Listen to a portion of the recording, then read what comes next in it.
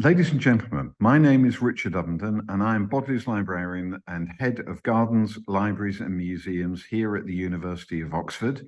And it's my very great pleasure to welcome you to TOSCA's third international conference, which takes as its theme Artful Maps, exploring the visual culture of cartography. I'm so sorry that I can't be with you in person, but it's wonderful that the Bodleian is able to host this very important conference, and I'm absolutely delighted that Nick Milley, our wonderful map librarian, and Liz Bagent, who we work so closely with, have worked incredibly hard to bring this conference here.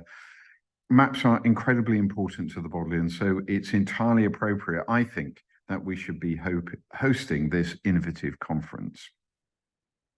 TOSCA, or the Oxford Seminars in Cartography, was established 30 years ago as a forum for those interested in maps and mapping, providing a place for interdisciplinary connections about maps and the chance to examine them, maps, charts and globes, and not least those in our own collection here in the Bodleian and in other collections in Oxford.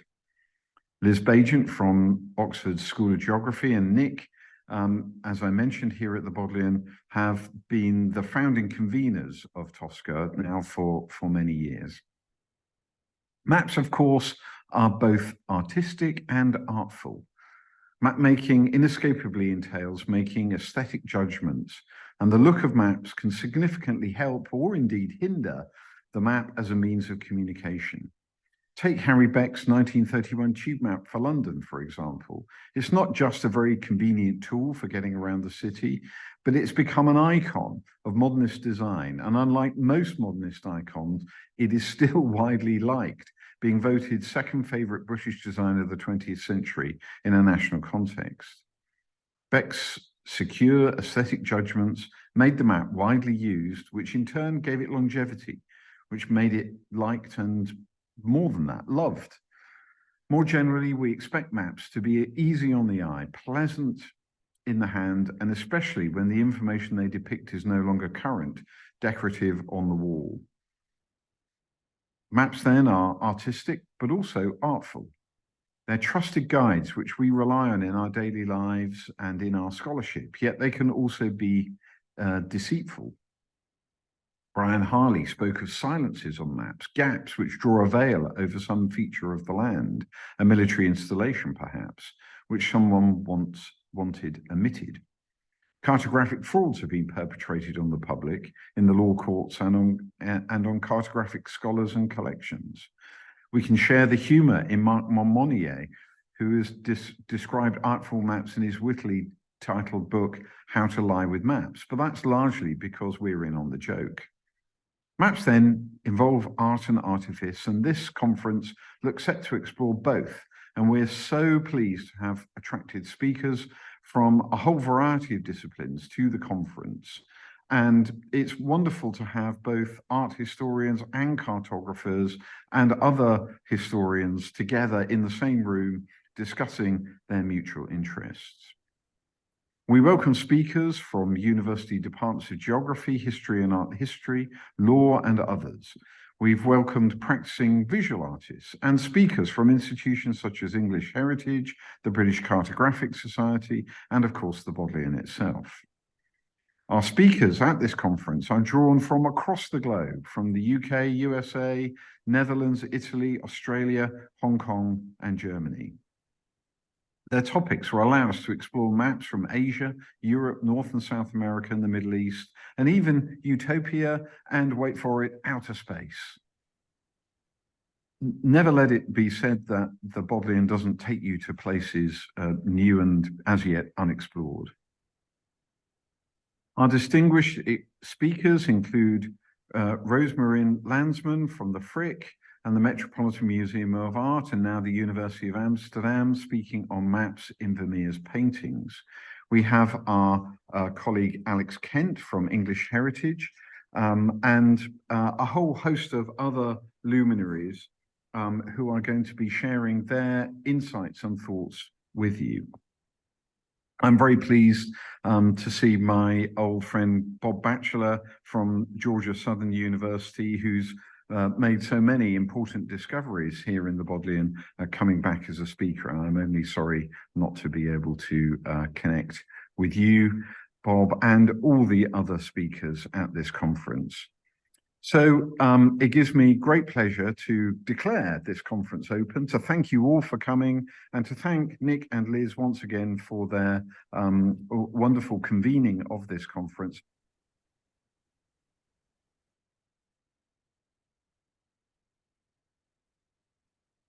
Good afternoon, everyone, or good morning or good evening, depending on where you are around the globe. It's lovely to see you all. And can I echo Richard Ovenden's welcome to you? We have audience members from 29 different countries. I think that's a record for Tosca, and it's a pleasure to welcome you all. If you were tuned in earlier, you will have seen our online virtual poster presentations, and it's a pleasure now to be able to thank the presenters of those, the creative artists. Mary Pearson, Flounder Lee, Laura Macaluso, Loraine Rutt, and Saba Qizilbash.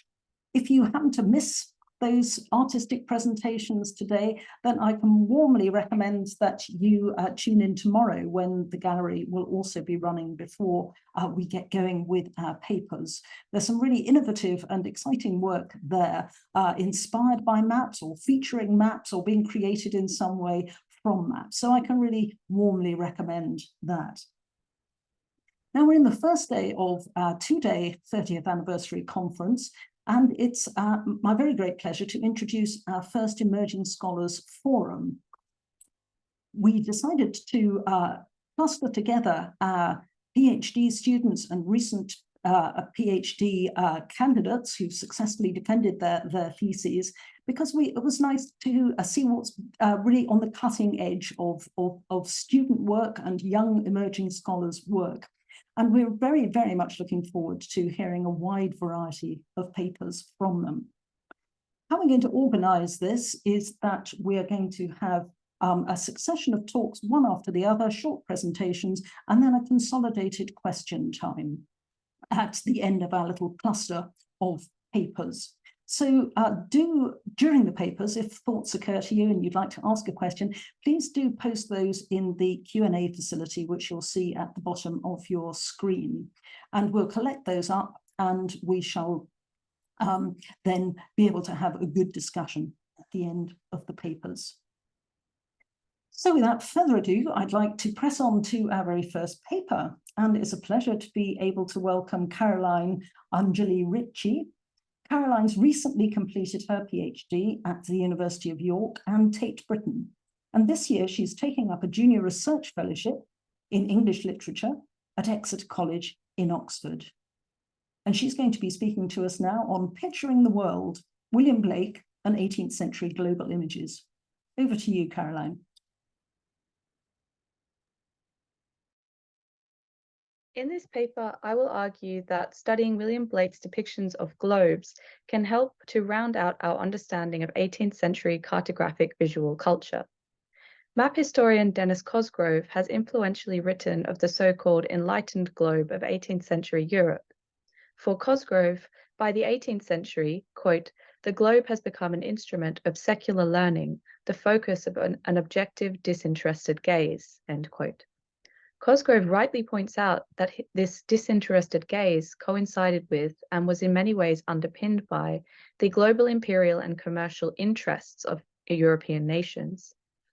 In this context, William Blake, famously nicknamed the Prophet Against Empire by 20th century Blake scholar David Erdman, seems perhaps unsurprisingly to critique the objectivist and imperialist overtones of contemporaneous global imaginings. At the same time, there is in Blake's work an irrepressible fascination for global imagery, which sees him engaging with important questions regarding dimensionality, epistemology, and the politics of taking a global view. In this paper, I'm going to situate 4 images of globes from Blake's visual art within networks of contemporaneous global images, particularly drawing on works from the London print networks in which Blake participated. My first example is Blake's full-page design known as Vegetating in Fibers of Blood, from the first book of Urizen, published in 1794. At a first glance, the image seems worlds apart from the secular and disinterested gaze that Cosgrove identifies in Enlightenment global imagery. The design depicts the parthenogenetic, or perhaps autogenetic, creation of the first female form.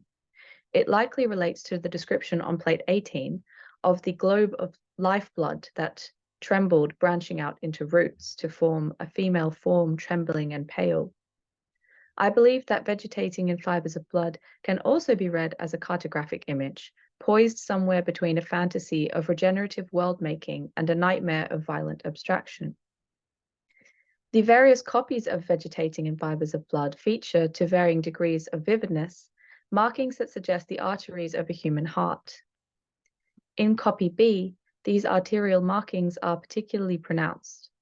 The appearance of networked lines across a circular, or as the text suggests, a global surface, arguably calls to mind the convention inherited via Arabic sources from ancient geographers, including Ptolemy, of marking maps and globes with lines of longitude and latitude, forming a network known as a graticule.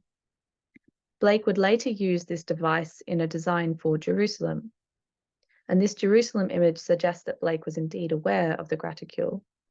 Blake could have encountered graticules in numerous sources, and here is one example from Nicolas Dufresnoy's Geography for Children, published in 1783 by Joseph Johnson, the London publisher with whom Blake also had a long-standing professional association. In Vegetating in Fibers of Blood, the network of lines is far more gestural in form, such that it also evokes a network of rivers or roads. The potential for abstraction here collides with the unruliness of vital matter imagined in a process of perpetual generation. Let's move on now to the iconic frontispiece to Europe, often titled The Ancient of Days. The dimensionality of the space in which the patriarch crouches is unclear, though it is legible as either a circle or as a kind of translucent sphere. The image epitomizes the political connotations of Blake's global imagery. Indeed, Blake repeatedly demonizes what Peter Otto terms the sovereign's englobing or conglobing power. The Ancient of Days is based on John Milton's description of the creator God with his golden compasses forming the circumference of the world. The depiction of compasses here also relates to a well-established iconography of Geographia, personified as a female figure holding compasses up to an earth globe, evoking the Enlightenment globe's association with practices of contemplation that were closely allied to imperialism. The frontispiece to a 1770 edition of Joseph Collier and Daniel Fenning's New System of Geography, sold by Joseph Johnson, among others, is a typical example. In The Ancient of Days, the act of measuring the world with compasses is figured as an act of tyranny. The oppressor, probably Blake's mythological tyrant called Urizen, sits enclosed in a circle, apparently in the process of drawing another circle with his compasses, as he defines the parameters of the material universe. My third example is Blake's well-known map or diagram of Milton's track, which traces Milton's journey through time and space to reach the so-called mundane egg. While this cross-sectional design might suggest that we are looking at a two-dimensional slice of the Blakean cosmos, in many copies, Blake has shaded the four intersecting circles in such a way as to suggest sphericity.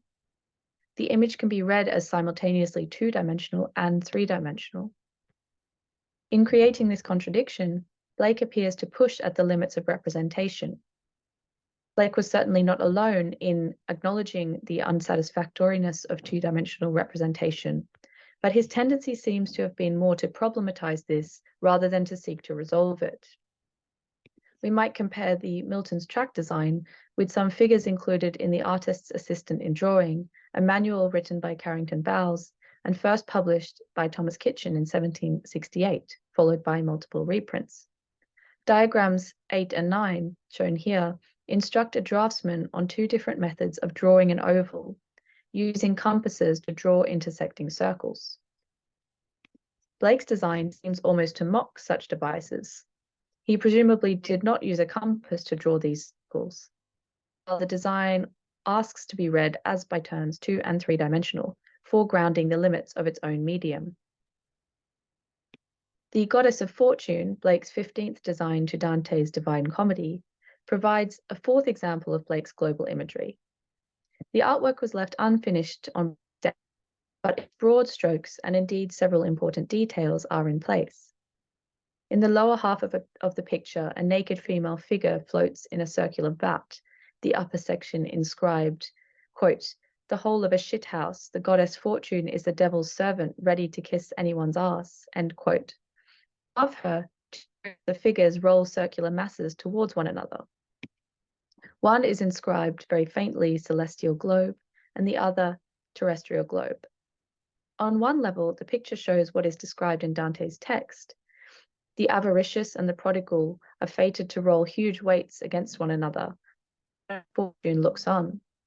However, the identification of the giant weights with celestial and terrestrial globes is Blake's innovation. This part of the image evokes the pairing, by Blake's time conventional, of companion globes, respectively depicting the Earth and the zodiacal cosmos, usually on the same spatial scale. Blake may have seen examples of three-dimensional companion globes. He may also have been familiar with engravings such as T.K. Powell's 2 plates for the 7th edition of Daniel Fenning's A New and Easy Guide to the Use of the Globes, printed for Joseph Johnson and others in 1798. Here, the globes are pictured on an axle and four-legged stand, evoking three-dimensionality, as well as impressive size. In Blake's hands, the celestial and terrestrial globes are shrunk down to diminutive baubles in a scene of cosmic absurdity. Blake's design also evokes a long-standing iconographic tradition in which spheres or globes had featured as symbols of power in depictions of the goddess Fortune. Blake may have been aware of Henry Fuseli's frontispiece design for Theophilus Swift's The Temple of, which was published by Joseph Johnson in 1787.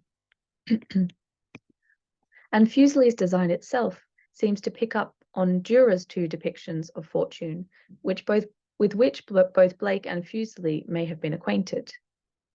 In Dürer's 2 engravings, Fortune's power over the world seems to be ambivalently figured as simultaneously wondrous and terrible.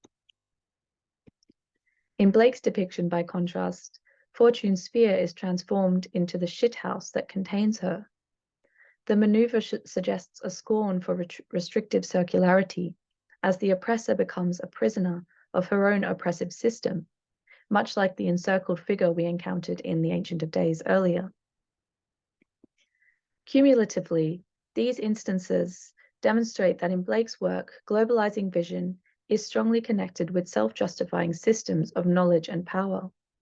As I hope to have shown, Blake's is overall a critical stance, pointing to a greater degree of conceptual plurality than has previously been identified in 18th century global imagery. Thank you very much. Thank you very much, Caroline. That was a really nice start to our conference.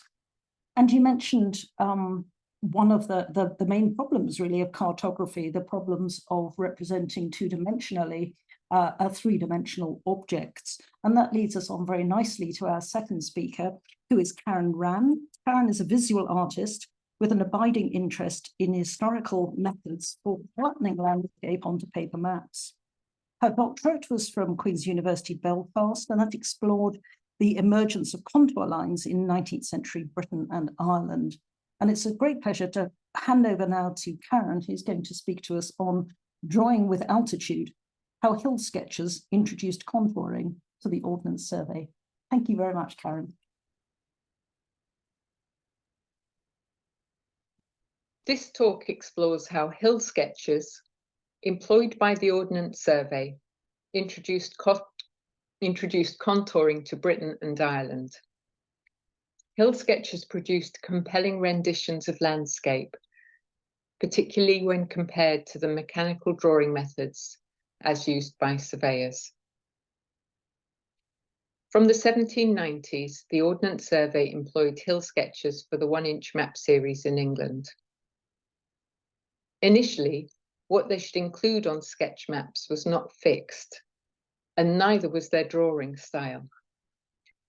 From around 1820, the horizontal style, rings that looked like contour lines, as you see on the right,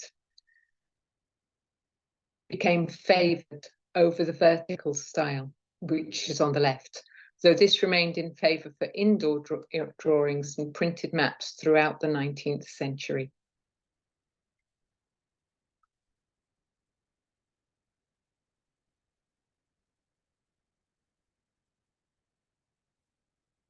Hill sketchers were trained by Ordnance Survey Master Draftsman Robert Dawson. They would calculate the relative heights of hills by eye using numbers. And this system was called relative command. The two orange arrows are pointing to a hill given an 8, which would have been higher than the upper arrow, which points to a hill that that Robert had decided was a 7. Gradients were shown by packing horizontal sketch lines closer together. During the 1820s, the new superintendent of the Ordnance Survey, Thomas Colby, began systematizing surveying and drawing methods in the field. Slowly, relative command numbers began to be replaced by measured spot heights. Here, the two arrows in orange are pointing to measured spot heights, one at 672 and at the top, one at 647. And the horizontal sketch lines were augmented with form lines. So the blue arrows pointing to the 18 and 24 show their reckoning for where to put form lines. But these were to show gradients and were probably ascertained with a clinometer. They're not really to do with altitude, and there's no written evidence of the Ordnance Survey contouring at this time.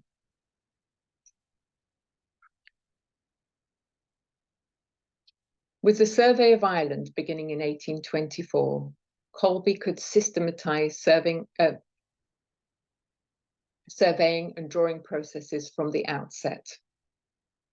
From 1828, he employed Dawson's son, Robert Kearsley Dawson, to head the survey's hill department. Hill sketchers now drew directly onto pulls of the 6-inch map for their preparatory sketches for conveying the hills for a proposed 1-inch series. Notice here how the sketch lines are drawn continuously, much like contour lines. And by this time, hill sketchers were trialing drawing contours. In 1839, with improvements in the portability and accuracy of surveying and measuring instruments, the sketchers employed by the hill department trialled contouring in the hills of Donegal. They used pulls of the 6-inch map to draw onto.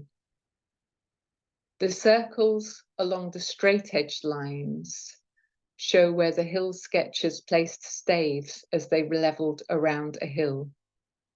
The arrows point to positions of the staves, 2 on one line, and at the top of the drawing, a second on the contoured line at the top of the hill.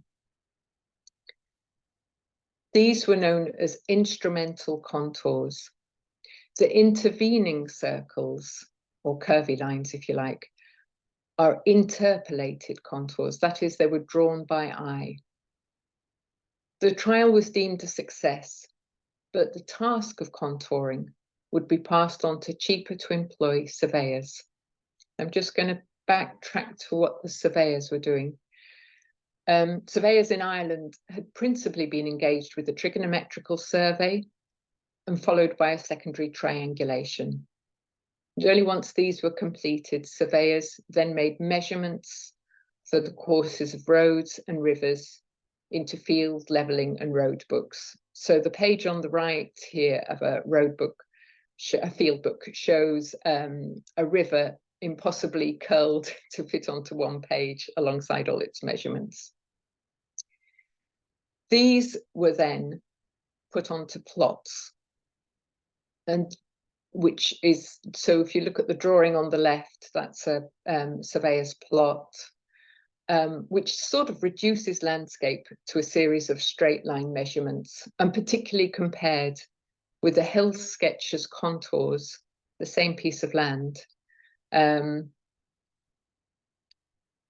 where if you look at the two arrows, the top of the hill, the summit, marked with a trig point on the right, and the ring is around standing stones. On the left, it's just a kink in a measured line. Surveyors plotted line, so the surveyors plotted lines appeared to turn place into abstraction. In the rolling hills of Donegal, the map on the left, hill sketchers' contours appeared to convey the forms of the hills nearly as well as their sketches had, even though the straight-edged instrumental contours jarred compared to those drawn by eye. So the arrow on the left is pointing to an instrumental contour, and the one on the right showing more curvaceous form of the interpolated sketched lines. Comparing this with a surveyor's first contouring attempts in England, where they struggled to convey the flatness of estuarine districts in Lancashire. Their thin scattering of contour lines look more like meandering paths than changes in gradient. That's the map on the right. And it's perhaps unfair to compare contoured hills with flat land, but I would contend that the surveyors trained in Ireland, with more than a decade of triangulation and plotting, had become inured to seeing land as abstraction. So a couple of close-ups on that map. Unlike hill sketchers, surveyors' training was to draw mechanically, and I would venture to say even unthinkingly. Signs of visual incongruence are found on these first printed maps. The arrow on the left is pointing to bifurcating contour line. You can't have those. And the insert on the right is showing an interpolated line with bizarre curves that don't really convey the form of the landscape at all.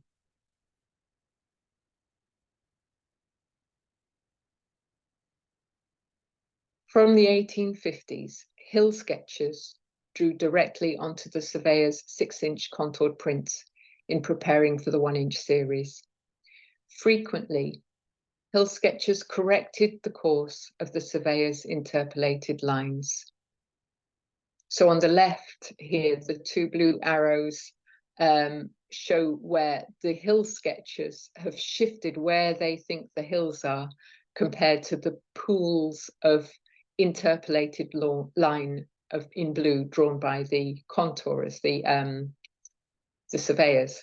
The arrow on the right, that's pointing to a red pool of instrumentally measured line. But the hill sketchers have failed to find the knoll that should be held within that ring of contour. Both the observation skills of hill sketchers and the time permitted for their drawings enabled them to reinstate the landscape as they saw it. I will leave you with a question. When science, evoked through measuring instruments and mechanical drawing, is pitted against the trained eye of the hill sketcher or artist, which should be deemed more trustworthy? Thank you.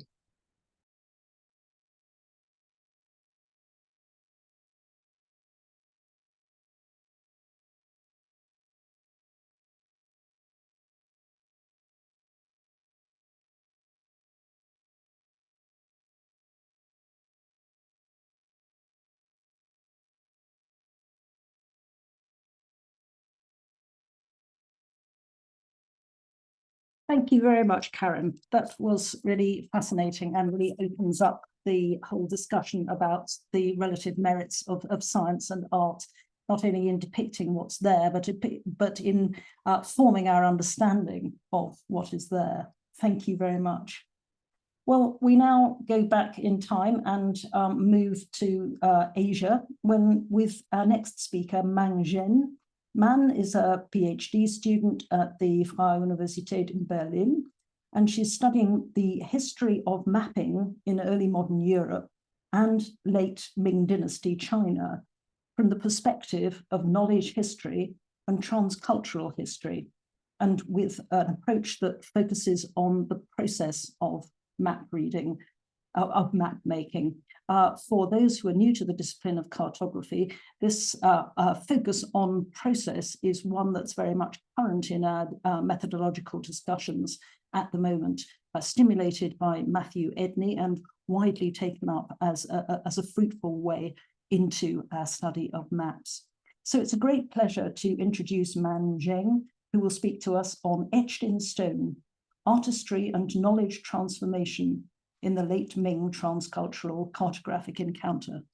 Over to you. Thank you.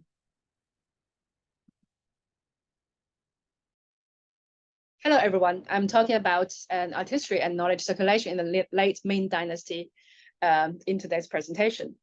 In the diverse realm of cartography, maps aren't just geographical representations, but an intricate blend of practical application and cultural artifacts. Their role becomes especially pronounced during transcultural exchanges, as seen in the late Ming Dynasty's encounter with Jesuit cartography. The literary Zhao Kehuai's unique work stands out in this era.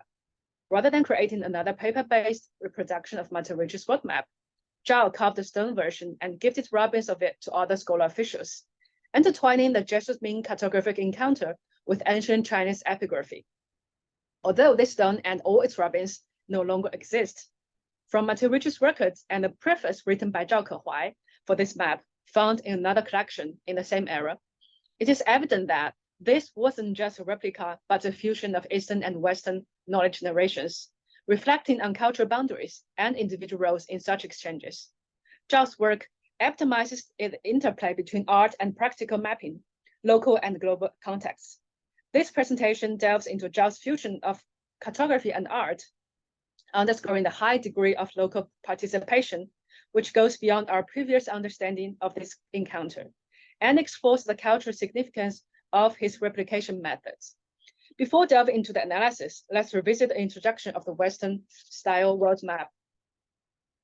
Matteo Ritchie, an Italian Jesuit, entered China in 1582. By 1584, Ritchie had showcased his map in Zhaoqing, the capital of Guangdong, captivating Wang Pan, the city prefect. This prompted Wang Pan to commission a translated and block-printed version, which became known as the Dayin Quantu. Despite its modern cartographic significance and printed in Chinese, its circulation was restrained. Wang Pan, having distributed a few copies to scholar officials, ensured no further reproductions by retaining the printing blocks. As a result, many copies remained solely in Guangdong. Nevertheless, one unique copy ventured to Nanjing, not due to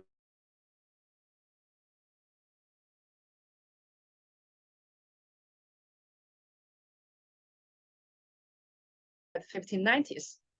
And in Nanjing, Zhao then modified and had it engraved on a stele in Suzhou. From an intellectual history of cartography perspective, Zhao's adaptation offers a rich tapestry for research. Like other scholars, Zhao aimed to meld Ritchie's map with familiar Chinese geographical, cultural, and spatial concepts. He even renamed it, aligning with traditional Chinese spatial perspectives. But what set Zhao apart was his methodology. He did not merely reproduce the Dayin Quantu, but amalgamated art and mapping by engraving the map on stone, further popularizing it using rubbings. This method echoed the ancient Jingshi practice. Jingshi refers to the ancient Chinese practice of inscribing texts and images onto durable materials, such as metals and stones. Serving as both an art form and a method of record keeping, it has a long-standing tradition, including in the realm of cartography. The roots of this practice stretch back to the pre-Qin period. A significant fusion between Jingshi and the creation of large-scale city maps, dynastic general maps, or maps of all under heaven, emerged during the Song Dynasty. This trend arose due to the challenges posed by the woodblock printing techniques. While they struggle with continuity and precision on woodblocks of large-scale maps, many cartographers opted for large stones, which were more available than large wooden blocks. In the context of maps of all under heaven, or general maps of dynasties, two of the most renowned maps in Chinese cartographic history originate from the Song era, the Huayi Tu and the Yuji Tu. After production, these two monuments were erected in a county school in Shanxi province, shortly after the end of the Northern Song dynasty at the hands of the Zhu Qingjin. Following this, during the Southern Song period, two other general maps were also engraved onto stone. One of the more renowned among these is the Dili Tu, from the mid-13th century. Initially drafted at the close of the 12th century, it was presented as a gift to the then Prince of Jia, who later became Emperor Ningzong of the Southern Song dynasty. The intent was to reignite the future emperor's determination to reclaim the lost northern territories. Later, in 1247, a scholar named Wang Zhiyuan engraved it onto stone in Suzhou. Additionally, a map from 1265, known as Yuji Tu, has been preserved in the form of robins, indicating that its original format was also a stone engraved map. A defining feature of the stone general maps from this era is that they aim to instruct Confucian students, presenting a cultural representation of the Chinese civilization on stone. This representation was notably expansive, showcasing a realm far larger than the territories the Song dynasty truly governed. This ensured that future generations could visualize the cultural space of China and discern the spatial distinctions between China and the barbaric regions. Moreover, this stone map exhibited general attributes of stone-carved maps. They were often placed in public spaces, ensuring high accessibility, and the practice of taking rubbings from them was largely unrestricted, facilitating widespread dissemination. Although the Ming Dynasty saw fewer instances of maps being engraved onto stone, Zhao Kehuai's initiative still represented a synthesis of Chinese artistic expression with Western mapping knowledge, all within a localized, scholar-official-led knowledge circulation process. While Zhao Kehuai lived in an era where much more advanced woodblock printing techniques were available, making it feasible to commission a new engraving and print of multi-regions world map, he nevertheless opted to embrace the prior tradition of cartographers who utilized stone both as a medium of artistic expression and a vehicle for knowledge dissemination. This decision to engrave a map onto stone was not just a homage to the ancient Chinese reverence for stone as a symbol of enduring significance. In traditional Chinese culture, stone epitomized permanence, resilience, and the relentless march of time. By integrating this long-standing veneration for stone with the intricate geographical details of a map, Zhao Kehuai adeptly amalgamated entrenched Chinese artistic sensibilities with a world in dynamic transformation. Furthermore, his choice continued the legacy of his predecessors who embedded educational and propagandistic values of cultural geography within these expansive stone-carved maps. Indeed, while Ritchie's map could not possibly place China at the center of the map, as seen in the Huayi Tu, Zhao Kehuai emphasized in the preface of his replicated map his aspiration for its readers to grasp the boundlessness of the universe. Alongside stone carvings, be they pictorial or textual, robins were an indispensable component.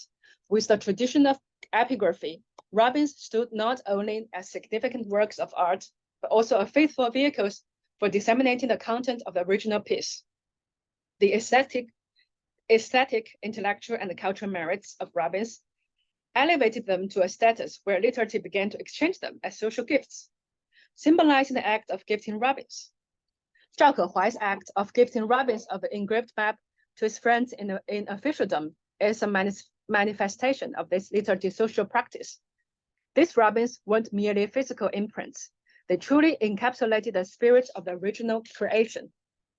As they made their way among scholars, they became beacons of knowledge, lighting up intellectual discussions.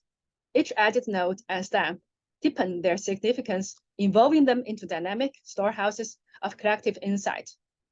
Zhao's switch from paper to stone seems counterintuitive at first. Why turn a portable paper map into a static stone one? Yet it was a stroke of genius for accessibility. Stone monuments positioned in public spaces spread knowledge beyond scholars, reaching a wider audience. In conclusion, Zhao Kehuai's innovative endeavor in the late Ming Dynasty represents a unique blend of the ancient epigraphic tradition of Jinshi with Western Jesuit cartography, underscoring a vibrant confluence of artistry, knowledge circulation, and cultural amalgamation. Choosing to inscribe Ritchie's map onto stone, a medium deeply revered in Chinese culture for its symbolic permanence, he offered a poignant reflection on the fusion of age-old traditions with emerging global perspectives. The time-honored act of gifting robins, integral to literary customs, served as a testament to the value of shared intellectual discoveries, spurring community dialogues. This approach not only facilitated wider knowledge circulation beyond traditional scholarly boundaries, but also solidified China's dynamic intellectual landscape during a critical period of transcultural interactions.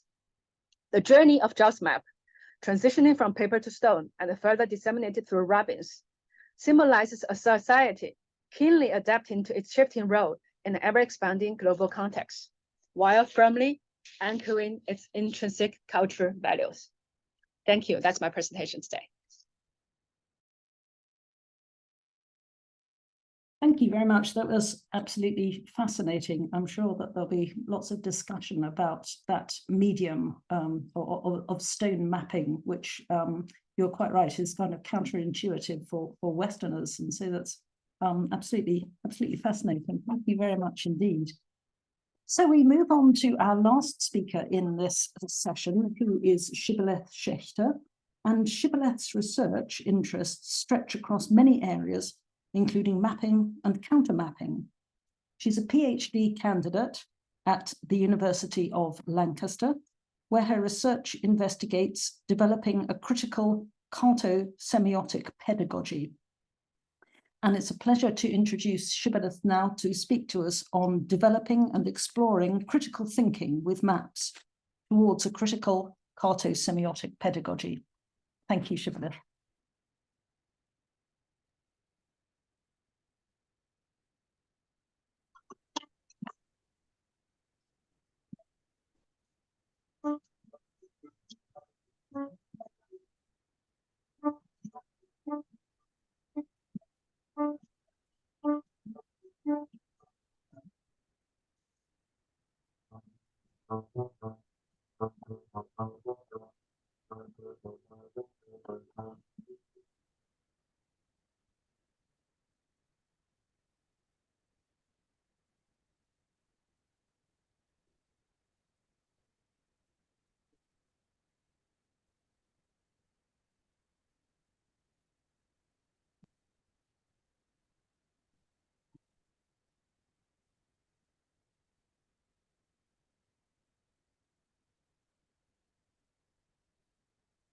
Hello, I'm Shibboleth, course leader of BA Interior and Spatial Design at Camberwell College of Arts, University of the Arts, London.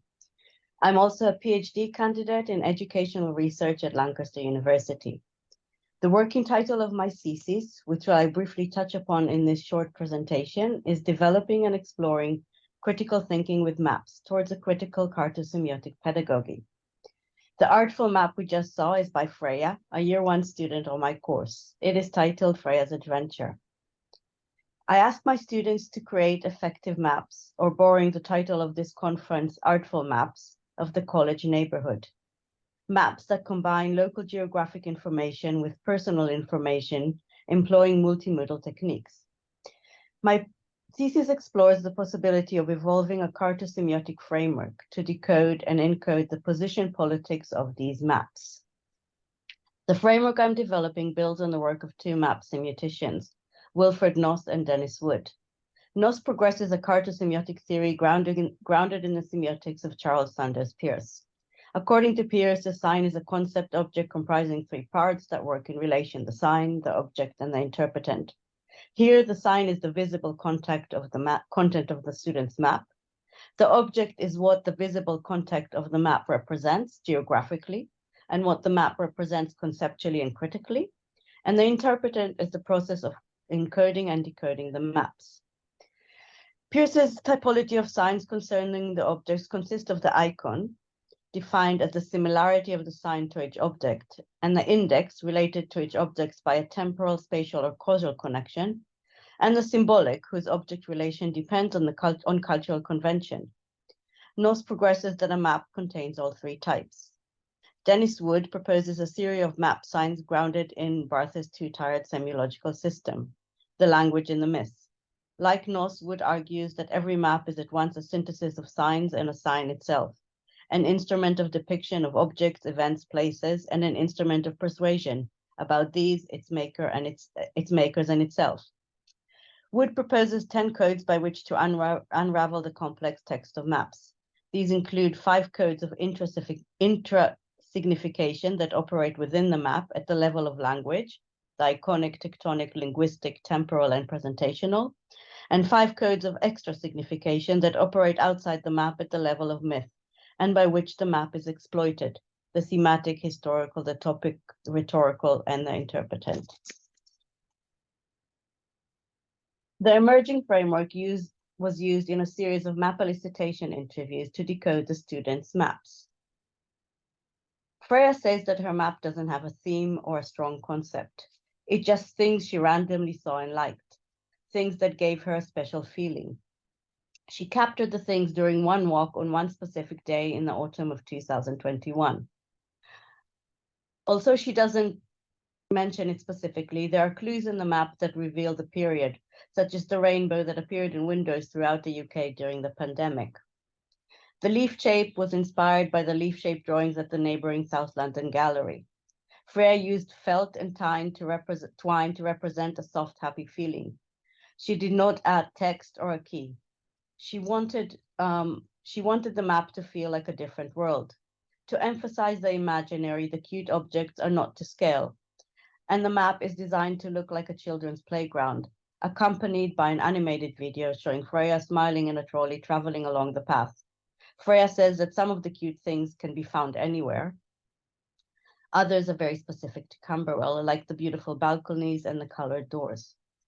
Freya concludes by saying that the map, together with everyone else's map, shows that everyone is unique and that we all see and understand the world around us very differently. I just found that, wow, there are so many different ways we can look at these areas. Everyone can see things in different ways. For most of us, this statement is obvious. For Freya, this was a transformative educational moment. I purposely chose one of the more lighthearted and fun examples.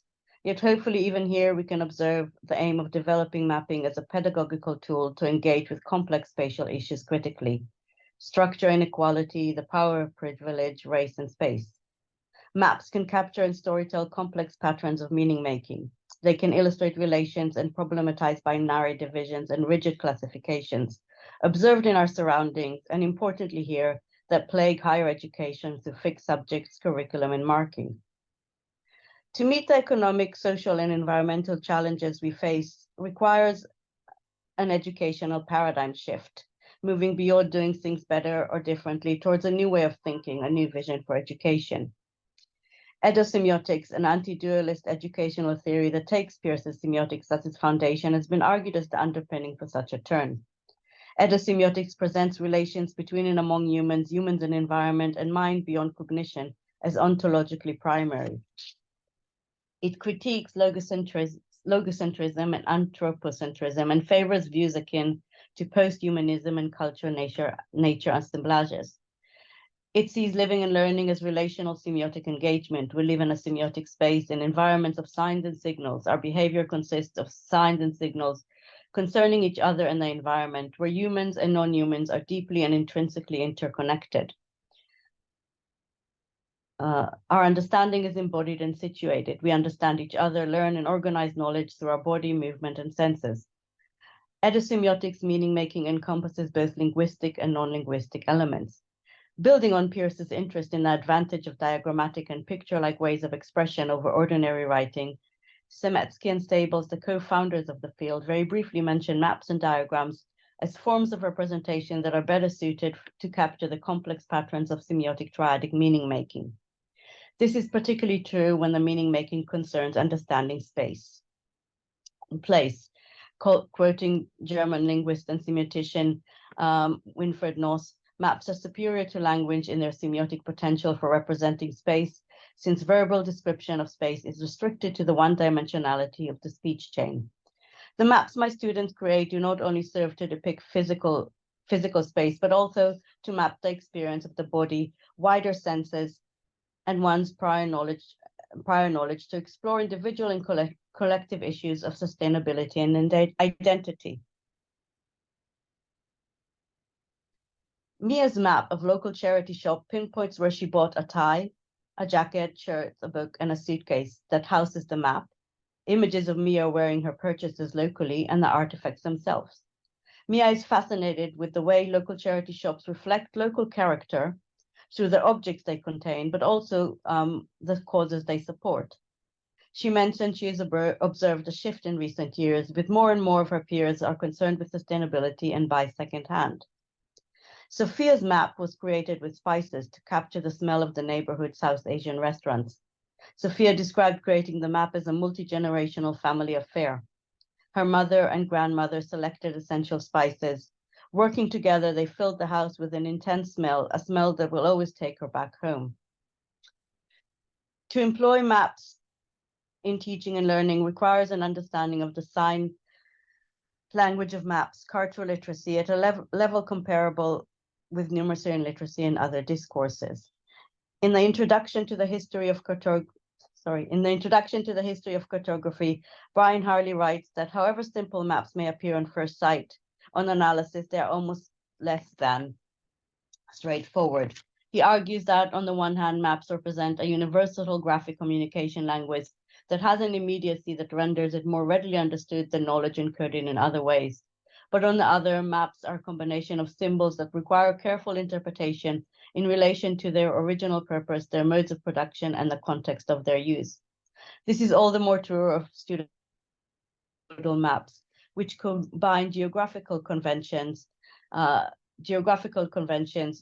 with personal inventions. To use these mappings as a tool to discursively engage with critical global issues, there is a need for a framework to support their decoding. The study addresses a gap in edosemiotics and higher education scholarship regarding applying maps to support spatial design students' creative and critical exploration and understanding of space and place in relation to identity and sustainability.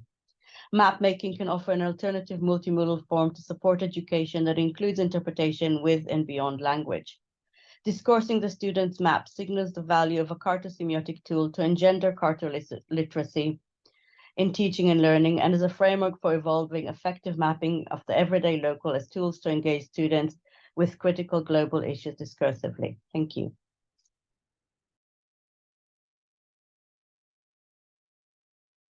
Thank you indeed, Shibboleth. That was fascinating, the way in which you got your students actually to engage in a very individualized process of map making, which is in striking contrast, say, to Karen's account of how, in a sense, the individuality is systematically removed from map making to make the resultant maps appear objective.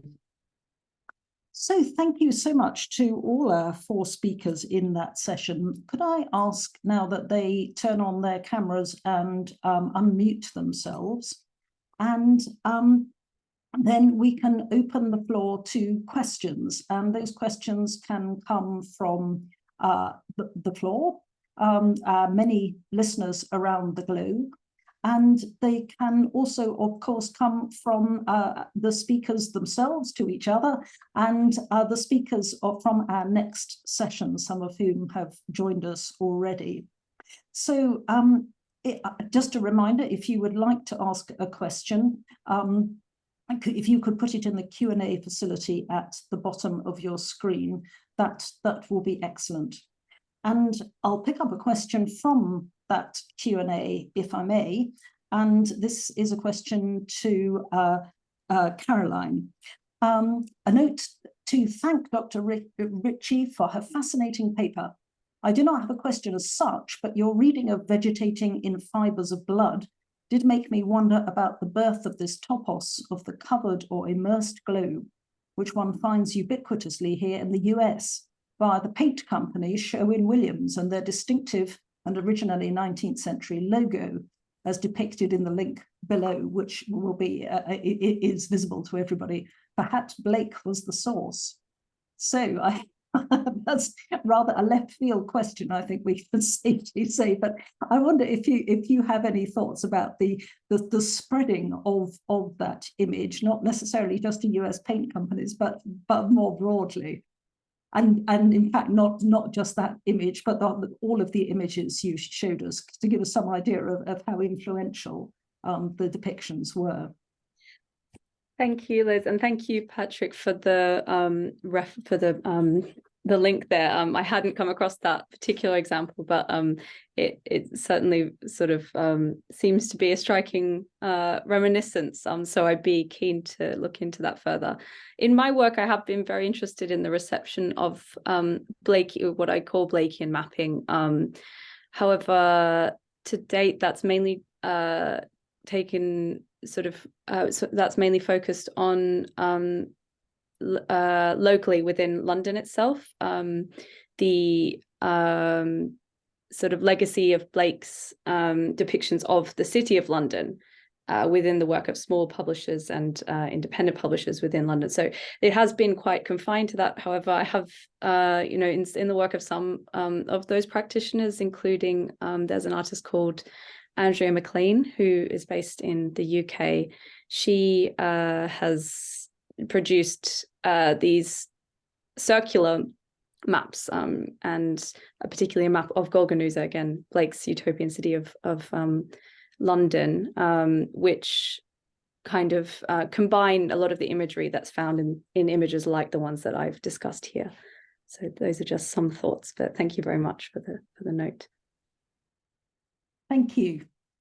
Could I move on to ask a question of Karen, or rather to invite Karen to answer the question that she posed for us all at the end about the tension between artistic representations of terrain and topology and the scientific representation, and perhaps ask her also to comment on the fact that the overwhelming majority of maps that we actually use in daily practice, so Google Maps, navigational maps, tube map, city mapper, all that kind of thing, have no attempt to represent altitude or topography at all. So that very often people get the experience of going to a city and finding they're confronted with steep hills when they've been imagining an easily traversable plain. So could I ask you to comment on that? That's a lot of things packed into a question there. I mean, for me, as a visual artist, I work mostly in 3 dimensions, and I've always been curious how we then, how we then flatten the world onto paper, whether it's a sketch, a map, or a painting, indeed. And there was a lot of images that I'd wanted to include in the talk that 10 minutes just doesn't allow, including some more from Ireland, where the hill sketch, I'm kind of erring on the side of the hill sketches as having time to observe and to really sort of see the landscape through trained eyes, whereas the surveyors were drawing mechanically, or were asked to draw mechanically. But an issue of an artist, if you like, falling in love with the landscape is the tendency to then romanticize the hills and exaggerate them, which I rather love, but again, are as unhelpful then as the flat map, as you say, of the city, where you don't get any indication that actually to walk up from the river to the hotel you're staying in is going to be a really hefty climb. Yeah. I don't know if that sort of helps elucidate at all. Yes, thank you. I think that's a problem we're never going to get to the end of, so it's interesting to have your thoughts on it. Thank you. Can I turn now to a question for Shibboleth? And we've already mentioned Matthew Edney's work in passing, and Matthew is with us today. Hello, Matthew. Good to have you along. And his question is, I tend to see the Pearson and the Saussurian-Barthian models of the sign as being in opposition. How do you reconcile Wood's approach with Knott's? Thank you. You're muted, Shibboleth. Could you unmute yourself? Sorry, I think it's a difficult question. I'm aware of the contradiction. And my supervisor has made me aware of the contradiction. I'd like to offer a very kind of intelligent answer, but my answer would be, which I've been thinking a lot over the summer, that actually I'm not a semiotician. I'm an educational practitioner, and kind of my work is educational. And I think I'm trying to use these various theories to make sense of my students' works, and not kind of follow them strictly. So kind of very loosely, I'm using both as I see fit, which is probably something you wouldn't do if you were a proper semiotician. But yeah, I think I'm not. I think maybe as I kind of move on to writing up, I'll have to come up with a better answer for this problem, because I'm aware it exists. But at the moment, yeah, I'm using either or in order to interpret my students' work, if that makes sense. I don't know if that's a satisfactory answer, but I think sometimes, particularly when you kind of involved in education and art practice, you can play with these things. You have the privilege to use them in that kind of way, which I'm taking with the work of my students. I don't know if that's a good answer. Well, if you have second thoughts, you're most welcome to answer it in the question and answer features, so which you can do at your leisure, perhaps. Thank you. So on to Man. Thank you for your presentation again. It was absolutely fascinating. And a question for you: did a wish to restrict the availability of a wider world map than the Ming dynasty was used to influence the production of stone and other maps made after Ritchie's arrival? And perhaps I could just hop on the end of that to ask you to describe a little more about what kind of people were doing these rubbings and what for. This is a fascinating topic, and I'm sure people would be glad to know. So the two questions: the a restriction of geographical knowledge, which we see often in other contexts, and relatedly, the people who were actually taking advantage of these stone maps positioned in public places. I think I first answered to the question by Paul White about the how did a wish to restrict the availability. I'm trying to just read the long question that I think because first of all, I think I'm not really guaranteed any access to other stone maps made to reproduce the Macaluso sword map in late Ming Dynasty other than this one. I think this one is the only one there, so that's the only one I can analyze as an example for the map production on stone. What that is also related to Macaluso's mapping knowledge production. I think till now I haven't recognized any direct connection between the restriction of the geographic knowledge to the production of Macaluso's maps. I think first of the reason is that Macaluso himself was actually firstly not really aware of the production of the stone map.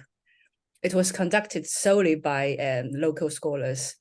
And the reason why local scholars produced or reproduced the map originally produced by Macaluso was not really solely devoted to their wish to circulate any geographic knowledge or any mapping knowledge. As I also mentioned in my presentation, there's also a wish to expand their own culture authority, their own influence. So till that point, they recognized this map as a vehicle or a carrier of knowledge. They did already, but it's also a combination of knowledge and also cultural, maybe capital, or a cultural or knowledge authority. And the question that you Liz mentioned, also it's the only one available in the Ming Dynasty mapping on stone. In late Ming Dynasty, there are some other mapping works on stone, but not these so-called world maps. That was the only extant one. Actually, not really extant. It was not available now. The map was vanished.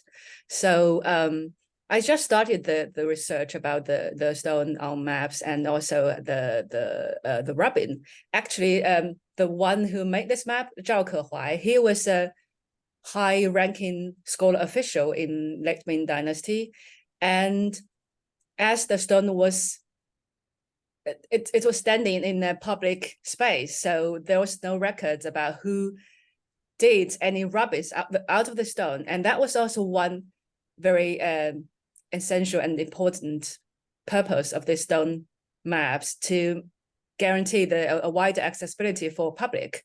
But it was unfortunately not written or recorded who has made this rubbing out of the stone map.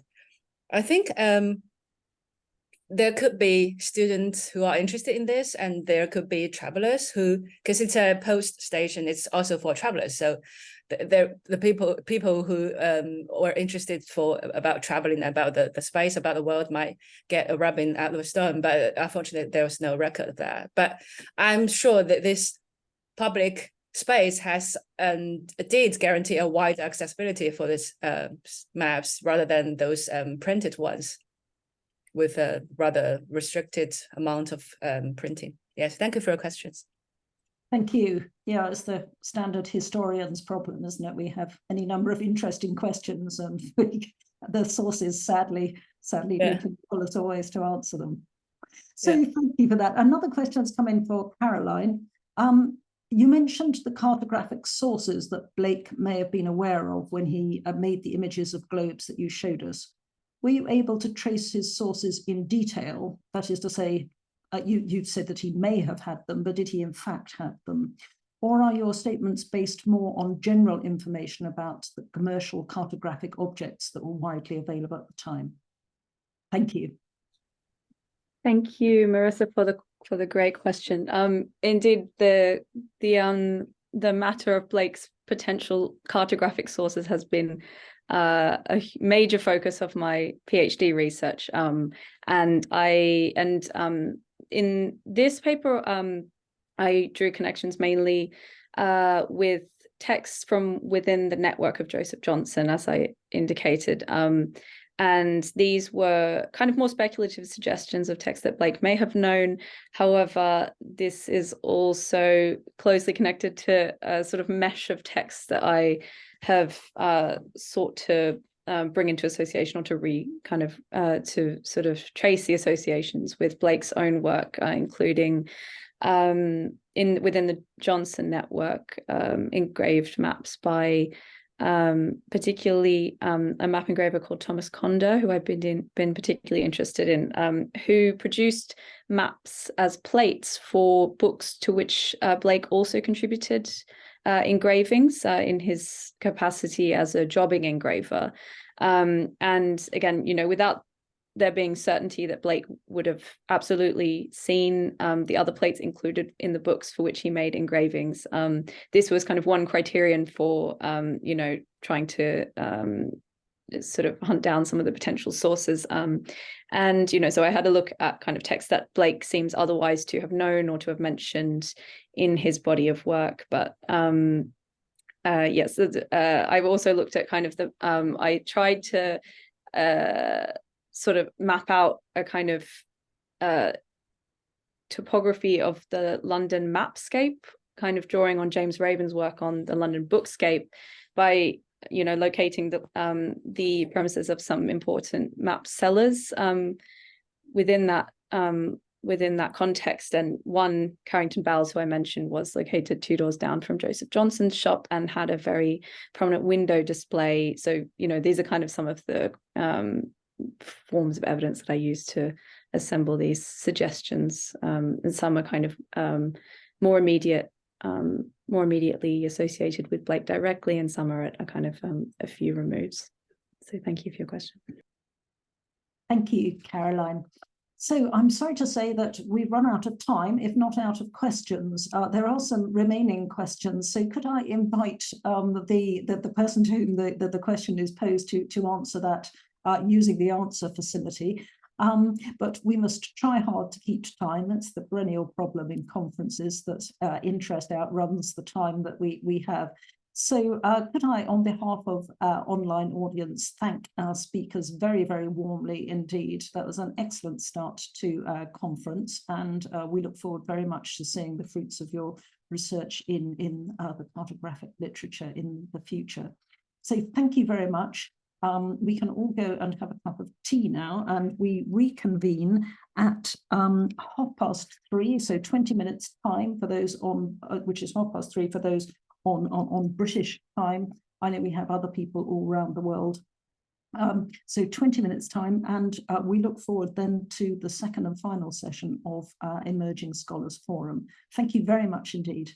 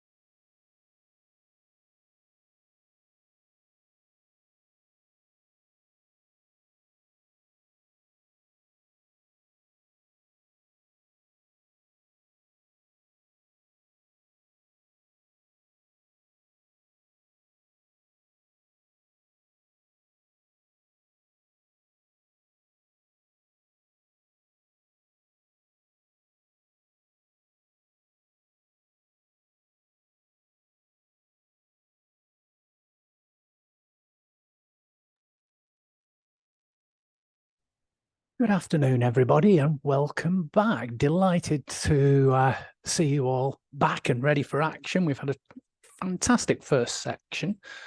So we now have 4 more emerging scholars who will be delivering their papers for us this afternoon. So it'll follow the same format as the earlier session.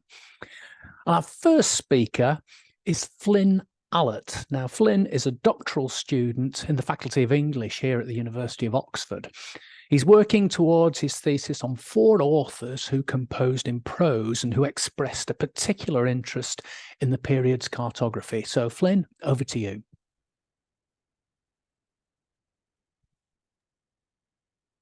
Thank you to the conveners for having me, and I look forward to hearing your questions. This presentation should be about 10 minutes, and it is on John Aubrey. So here we go. The late 17th century Oxford antiquarian, scientist, and biographer John Aubrey was a uniquely unpublishable author. The majority of his surviving corpus of work is made up of extremely messy manuscripts like those you can see on the screen, with the main body of text hedged around with endless corrections, revisions, and annotations. Other than Kate Bennett's magisterial Clarendon edition of Aubrey's brief lives, his most famous work and a major biographical source for the lives of many 17th century scientists, scholars, and politicians, readers of Aubrey's wonderfully multifarious writings must still go to see them in the Bodleian or look online at their only partially digitized form. This is no less the case for Aubrey's geographical works, the Perambulation of Surrey, the Natural History of Wiltshire, and the Designatio de Easton Pierce, the latter a collection of prospect drawings of Aubrey's family home in Wiltshire. It is on Aubrey's prospect drawings as they appear across this subset of geographical writings that I will focus on in this talk. These prospects take a fairly consistent form across his geographical work. Taken from an oblique angle of elevation, Aubrey sketched a view of a landscape on a small stub of paper, on the reverse of which his field notes towards verbal description of the place in question remained. The emphasis on these prospects being taken in the field is very clear in Aubrey's writing. Aubrey mentions that one prospect is done, quote, as well as I could do it passant, that is, in heraldic terms, while traversing across the field. And such qualifications as these about the roughness or the low quality of his prospects abound in the copious annotations to his works. Accordingly, the techniques he used for drawing and measurement were ad hoc and distinctive. So, on a view from Saunderstead in Surrey, Aubrey wrote the following in a characteristically notational style. From here, a delicate prospect north and west to Croydon, beyond to Middlesex, Harrow on the Hill, Buckinghamshire, Berkshire to Hampshire, and all over Banstead Downs, 4 lengths of my cedar pencil. My hasty draft of it I have hereto annexed. What Aubrey did here was measure the width of the prospect in his field of vision by laying his pencil end to end 4 times, perhaps only for curiosity's sake, or perhaps as an oblique hint for further and more detailed work. In any case, this glimpse of his technique shows the messy ingenuity with which Aubrey took his prospects. It's also apparent that Aubrey saw the taking of prospects as a preliminary stage in the cartographic process and a worthwhile end in itself. So in the long quotation on the screen from his Natural History of Wiltshire, Aubrey gives his advice to a future cartographer. Much as Aubrey himself does in the course of natural history, this fictional cartographer would take prospects from various salient points in the landscape before assembling these views into a map. This was, of course, a standard element of cartographic practice, but Aubrey immediately suggests that these preliminary views, quote, if they were well done, would in fact be publishable in themselves. The prospect for Aubrey was evidently both a precursor to more comprehensive map-making and a worthwhile pursuit in itself. So it's my aim in this brief presentation to suggest why Aubrey set so much store by his own sketched, inaccurate, and hasty prospects. At first glance, the point of prospect drawing was pure pleasure. A common refrain through Aubrey's geographical writing is that the prospect is delightful. Likewise, Aubrey seems to be at his most lyrical and effusive when describing the views which he takes, as in this beautiful quotation describing the view from St. Martha's Chapel in Surrey. From this chapel is a large view over the level, which is the Weald of Surrey in Sussex to the South Downs in Sussex, to the flat and meadows of Godalming, to the hills in Hampshire, over all north of Surrey and a thin blue landscape of Oxfordshire. The elms at the villages and hedges and the meadows being of different greens look like tufted velvet. But, beautiful as images like these are, in Aubrey's intellectual formation, they indicate a specific and worked out role for prospect drawings, which in fact had very little to do with the particular places he depicted, and was instead related to quite a complex theory of education and psychology. So to illustrate what this occult functionality, I guess we could call it, in Aubrey's prospects consisted of, we must look to one of Aubrey's ostensibly non-geographical works, The Idea of Education, another heavily drafted treatise in manuscript, which set out a scheme for the upbringing and education of young aristocratic gentlemen. Here, too, in The Idea, Aubrey seems to focus on delight and pleasure as an operative feature of any education worth the name. He praises one Dr. Martindale, a nonconformist minister and educator in Cheshire, for teaching Latin grammar alongside more apparently delightful occupations. He teaches both, Aubrey writes, and I'm quoting here, with very good success, and is the only person that I hear of that does so. All his scholars are good surveyors. They take a great delight in it, and on play days make it their pleasure. The fact that surveying here is an index of delight is characteristic of Aubrey's attitude towards cartographic practice. Elsewhere, he writes instructing a teacher to, quote, let them learn the use of the globes, which they will do in 3 weeks' time, and next let them fall upon spherical trigonometry, and here they will be ravished with celestial pleasure. Mapping and its various techniques were, in Aubrey's scheme, ideally delightful activities to influence young minds. But, as I said before, this pleasure plays a very specific role in Aubrey's idea of how education should proceed, and indeed how the human mind functioned. And it's here that the prospect specifically re-enters, but this time in a metaphorical guise. So in his chapter on how children might be instructed in logic, Aubrey remembers a set of teaching notes used in logic classes at Trinity College, Oxford, and praises them effusively. So this is the quote on the screen. The logic notes of Trinity College, Oxon, are as good perhaps as any are by Bishop Prideaux. They are short and clear. We learned them by heart. In teaching, it is the best, a most delightful way for youth first to see a prospect as from a mountain of what the science is, and then they will be better encouraged to undertake a long journey thither. Also, it is good for them at last to close with a compendium. So here, the technical process by which Aubrey envisioned his map of Wiltshire taking form mirrors the epistemological process of learning logic. Students would begin with the delightful prospect of logic before embarking on a longer tour of its field and ending up with a more detailed compendium of its territory. The analogy between the technique of map-making and the process of acquiring knowledge was a popular one, and one which my broader thesis explores at length in the prose writing of the 17th century. But what Aubrey lends to this topic is a correlation of the particular kind of sense experience provided by a prospect with a highly popular theory of the mind's operation, which originated in the works of Aristotle and continued to be cultivated and thought on deep into the 19th century and beyond, at least as an account of psychological processes, if not of neurobiological reality. And this is the theory of faculty psychology. So I can only provide a sketch in the time that I have, but hopefully I can suggest why it was important for Aubrey's theory of mapping and its efficacy. Faculty psychology, in its most rudimentary form, separated the mind into 4 different operations: those of sense, imagination, memory, and reason. Thought, so the theory went, originated in sense perception. This perception was then stored in the memory. The imagination then retrieved and transformed the retained thoughts into what were called composite images, forming imaginary creations or sort of collage-like images, which were finally assessed and acted upon by the reason. Though there were many variations on this process, too complex to outline here, this linear account of the faculties, whereby a thought proceeded from sense to reason, was championed by the 17th century educators who were influenced by faculty psychology's great early century champion and Aubrey's intellectual hero, Francis Bacon. Aubrey himself was deeply invested in faculty psychology, both as a descriptive account of the mind's operation and as a prescriptive measure for educational practice.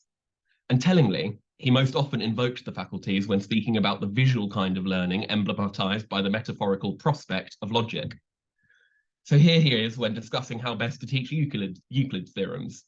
Let them draw the schemes themselves, which will make a fast impression in their fancies that they will see it, as it were, by the strength of the imagination in the dark and in their beds. So this is a straightforward image of how faculty psychology can shape learning. The drawing of Euclidean schemes confronts the sense. These drawings make an impression on the student, presumably being stored in the memory, and these impressions are recalled and revitalized by the imagination. And as you can see, a less fleshed out version of this process involving mapmaking is also up on the screen that you can read now. So it's clear, to briefly wrap up then, that the realm of the visual, especially as it was encountered by the act of drawing or sketching, was a central element of Aubrey's educational and psychological theory. Visuality produced especially memorable thoughts, which in turn were more easily accessible by the imagination. Think of Aubrey's mention that he and his fellow pupils got the prospect of logic at Trinity by heart. In this assumption, he was echoing Aristotle himself, who wrote in the De Anima that since light is the most highly developed sense, the name phantasia, or imagination, has been formed from theos, light, because it is not possible to see without light. We can, then, infer a role for the prospect in Aubrey's thought beyond merely that of diverting recreation. These prospects, and their constantly mentioned delightfulness, memorableness, and strikingness, were intended as preliminary images to spur the mind of the viewer or the reader to further thought, much like the imagined future cartographer of Wiltshire, but this time transported into the whole realm of intellectual activity. The sketchiness and the inaccuracy of the prospects was part of their force of immediacy. The goal was not representation, but a vivid impression designed for future development. This forward-looking aspect of Aubrey's career is well documented. He himself often referred to his own role as that of the cos in Latin, or whetstone, to the future labour of other more organised thinkers. The fact that this role of whetting appetites, provoking the imagination, and stirring the minds of the future to action was so intimately related to mapping Aubrey's thought is testament to how cartography could, when used in innovative ways, take on a profound psychological effect in the 17th century, which reached beyond the simple depiction of territory. And I'll wrap up there, and I look forward to hearing your questions. Thank you very much. Thank you very much indeed, Flynn. That was a delightful and pleasurable start to this second session. Apologies for pinching your best lines there. We will now move on from Flynn, and our next speaker is Ian Spangler. Ian is a cultural, historic, and economic geographer with interests in the intersections between critical cartography and digital mapping. He earned his PhD in geography from the University of Kentucky and currently works as assistant curator of digital and participatory geography at the Leventhal Map and Education Center in Boston. Ian's talk is Aesthetics, Cartography and Property in the NAREB Map. Over to you, Ian. Thanks for tuning into my talk today entitled Practices of Property in the NAREB Map. My name is Ian Spangler. I recently earned my PhD in geography from the University of Kentucky, and I currently work as assistant curator of digital and participatory geography at the Leventhal Map and Education Center in the Boston Public Library. In this paper, I want to present part of my dissertation research into the historical geographies of real estate information exchange, specifically through practices of professionalization in the National Association for Realtors in the United States. So as part of my doctoral research, I wrote extensively about the historical geographies of the National Association of Real Estate Boards, or NAREB, which, as I mentioned, is the professional association for real estate brokers here in the US. Meanwhile, as part of my work at the Leventhal Center, I stumbled across this map right here, which depicts the geographies of North American realtors in 1926, just before their annual convention. Today, I want to talk about this map. Technically, its title is 19th Annual Convention of the National Association of Real Estate Boards at Tulsa, June 7th to June 11th in 1926. So we'll just be referring to it today as the NAREB map. And I'll be arguing the NAREB map reveals the kinds of practices that early US realtors used in service of building a shared professional consciousness. This professional consciousness was one grounded deeply in what the geographer Nicholas Blomley might call a geographical understanding of property. In examining the NAREB map, we'll see specific examples of spatial practices through which realtors expressed their professional expertise over the appraisal, exchange, and circulation of real property and information about it. I want to begin by providing some context for where the NAREB map came from. Then I'll explain how realtors at the time, 1926, would have actually encountered this map. And finally, I'll interpret some scenes from within it, suggesting that these scenes do not just depict how the private property relationship was enacted, but actually enact it through the aesthetics of this map. So to date, the only account of the NAREB map that I'm aware of in the cartographic literature is Stephen Hornsby's Picture in America, seen here. the golden age of pictorial maps. So in his book, Hornsby examines dozens, if not hundreds, of pictorial maps published largely between the 1920s and 1960s. And in a brief caption for the Nareb map, Hornsby notes the influence of the English graphic designer MacDonald Gill and his 1914 Wonderground map of London town on Ignaz Sahula's Nareb map. Indeed, at the time, the flashy Wonderground map inspired lookalikes across the world in other cities from Melbourne to Mexico City. So we can clearly see, comparing the two maps, where these influences came from. Right? Both maps express a sort of medieval aesthetic through the tessellated triangles and chevrons around their borders. They employ Gothic fonts, and they also rely on a very specific color palette. Bright reds, blues, greens, and most importantly, yellows. In both maps, yellow marks the roads. In Gill's map, the yellow roads draw our attention to actual road names in London. In Sahula's Nareb map, however, the roads are not named, or rather, they are all given the same name. Every road is marked with the phrase, "All roads lead to Tulsa." Tulsa was where the Realtors' annual convention would be held that year.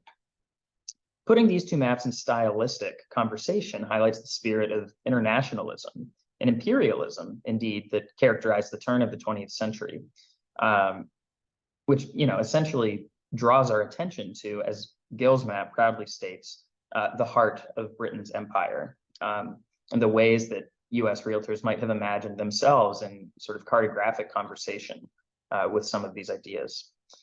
In the Nareb map in particular, the cartoonish design belies a careful attention to historic detail. Every character displayed on the map represents a real-life realtor. We see here the many names surrounding these real estate men who wave a folksy sign welcoming people to Tulsa.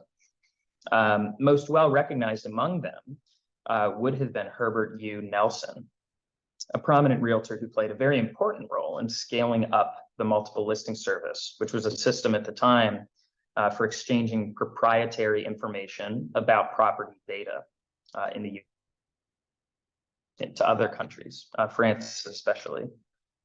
Just like Gill's Wonderground map, Sahula has also depicted the Nareb map's characters in conversation with one another. We list farms and sell them too, explain two realtors named Irwin and Hull from Arkansas. Meanwhile, L.W. Crow screams "get" while he kicks two binder boys into the Florida coast. And from Massachusetts, Parker Webb ominously claims Boston's graveyards were full before Chicago had its first murder. So even in these three inside jokes, we can identify some important ideologies that guided how realtors understood the cities where they brokered property. It's important to note at this time, in 1926, that realtors generally understood themselves not only as traders of real estate, but in fact as builders of cities. By conceptualizing land and private property as pillars of a functioning democratic society, realtors were able to view their own work as instrumental to civic life and public good. Moreover, by branding themselves as experts in the exchange of property, they quite successfully really established what the sociologist Magali Sarfati Larson calls a monopoly of competency on the purchase and sale of real property. In 1926, realtors would have encountered the Nareb map most likely through the National Real Estate Journal, the Nareb's biweekly trade journal. In this context, the map was simply an advertisement. Quote, "The realtor cartographer has made a discovery that wasn't in the old school atlas," writes the journal, "and he has put it down in striking blue and Chinese red and yellow in an interpretive map of the United States." Bearing this in mind, and they do say that 27,000 copies of the map would have been printed, but the one that we hold here at the Leventhal Center in the Boston Public Library is the only known edition that I'm aware of or that I could find cataloged. So bearing this in mind, let's proceed with some interpretation of these scenes, beginning with that farmland scene in Arkansas. So the practice of listing and selling farmland was an extremely hot topic for realtors in the early 20th century. For Charles Randolph Thomas, who wrote an article excerpted here from the National Real Estate Journal, Quote, the logical buyer of farmland is a man accustomed to hard manual labor. In many cases, Thomas notes, these would be, quote, tenant farmers who descended from what Thomas described as European extraction or of good American agricultural stock. Thomas summarized it as such, that, quote, immigrants make good farmers. And this was reflected in a general support for liberal immigration laws by the Realtors Professional Association at the time. Thus, we can see how something as simple as the transaction of farmland was viewed by realtors through a specifically ethno-racial lens in which certain kinds of immigrants were better suited to the purchase of some property and some kinds of property than others. Now let's take a look at L.W. Crowe and the Binder Boys in Florida. This is useful for understanding the genre of frenetic and speculative real estate brokerage from which professionalizing realtors of the early 20th century sought to distance themselves. So the 1926 convention in Tulsa fell just after the height of the Miami land boom, which is represented prominently on this map by an exploding home. Drainage of the Everglades combined with the expropriation of indigenous Seminole land had created a new space for real estate capital to speculate, and investors from all across the country jetted in to cash in on this fledgling city. The Binder Boys, pictured here, getting kicked into the ocean, dealt not in real estate, but in what was called binders. After purchasing some land, the buyer would put down anywhere between 1% and 10% in cash in exchange for a receipt, which essentially bound, which is why it's called a binder, the transaction for a stated period of time before the principal was due. The Binder Boys would trade the same binder between one another as many as a dozen times in a single day, each time selling the binder for a higher price. Eventually, organized real estate men decided that, quote, the thing had gone far enough. This excerpt here is just from a newspaper article in Miami at the time. Accounts from the day claims that realtors sold the Binder Boys some cheap beachfront property, and after binding the transaction, the organized realtors stuck for sale signs up in all the adjacent lots at half the price, effectively undercutting the Binder Boys and driving them out of Miami. So, finally, in this last scene, let's look at Parker Webb's comments about Chicago murders. Charitably, we might read this in the context of a realtor who takes pride in his city's relative maturity through playful joking. But I think that we should also read this in the context of how realtors at the time understood the dynamics of race and real estate in American cities. Realtors, according to their code of ethics, should, quote, never be instrumental in introducing into a neighborhood a character of property or occupancy, members of any race or nationality, or any individual whose presence would clearly be detrimental to the property values in that neighborhood. This was from the code of ethics that they wrote in, I believe, 1917 or 18. In a September 1919 article from the National Real Estate Journal, excerpted here, one realtor reflected on the recent race riots in Chicago, during which 23 Black folks and 15 white folks died, by lamenting the deep depreciation in property values that the riots triggered. He then suggested that realtors must reckon with what he called sentimental effects, or a matter of, which was a matter of fact, he said, of potentiality in real estate, that white folks did not want to live near Black folks. By framing the broker as a mere conduit for property whose only obligation was to maintaining property value, the logic of sentimental effects imagined housing markets through a lens of what Desiree Fields and Alora Lee Raymond might call racial capitalist abstraction. And so I think it's through that lens that we might interpret this kind of, supposedly joking comment from Parker Webb here.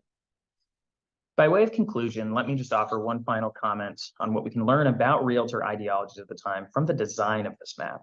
Looking at the border, we can see that the Dominion of Canada is richly drawn with named realtors, sleds and dogs, and a territory that suggests it's not so different from the US. Likewise, in Cuba, where the realtor Roberto Salmon proclaims, "We want realtors in Havana" in 1927. In both of those places, US realtors in 1926 would have viewed land and property as desirable, desirable for investment, desirable for exchange. Cuba at the time was a growing site of colonial investment on behalf of US banks, and Canada would certainly have been seen as an important market in which to expand. Mexico, however, is rendered here on the map in a pallid grayish-brown color. It boasts no characters and no yellow roads. And in a scene bursting with busyness, Mexico is left to fade into the background, as if to say, if you're outside the US, pay attention only to Cuba and Canada, because here there be markets. So I just want to restate the title of the paper here, Practices of Property in the NAREB map, to draw a finer point onto this. What we've seen so far is how a deeply professionalized class of real estate brokers in the US imagined their own practices of property in cartographic terms. I want to close with this passage from Nicholas Blomley, writing about how liberal ideas of property have shaped our relationships to space. He writes that in order to make property, quote, subjects and objects must be detached from their contexts. This may entail the remaking of particular places in which localized socio-natures are reworked, often violently, with the inauguration of new property regimes. However, the making and remaking of place, again, must be viewed as conditional achievements dependent on continuous practice. It is this continuous practice which the NAREB map reveals, that not only were early realtors in the US practically involved with the performance of property through their profession, but they also performed the property relation through the creation and circulation of cartographic objects like this map. So that's where I'll end it. Thanks, and I'm happy to take questions here or by email later on. Thank you very much, Ian. That was absolutely wonderful presentation. Never seen anything quite like that before for such a specific economic grouping. So I look forward to the questions which come through later. And our next speaker is Loraine Anderson, and Loraine will be talking about an aesthetic of science, British imperial cartography of the Caribbean, circa 1700 to 1775.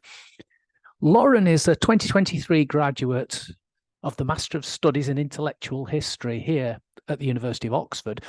She previously obtained a Bachelor of Arts in Social Studies from Harvard. This paper is based on original research conducted for her master's dissertation. So over to you, Loraine.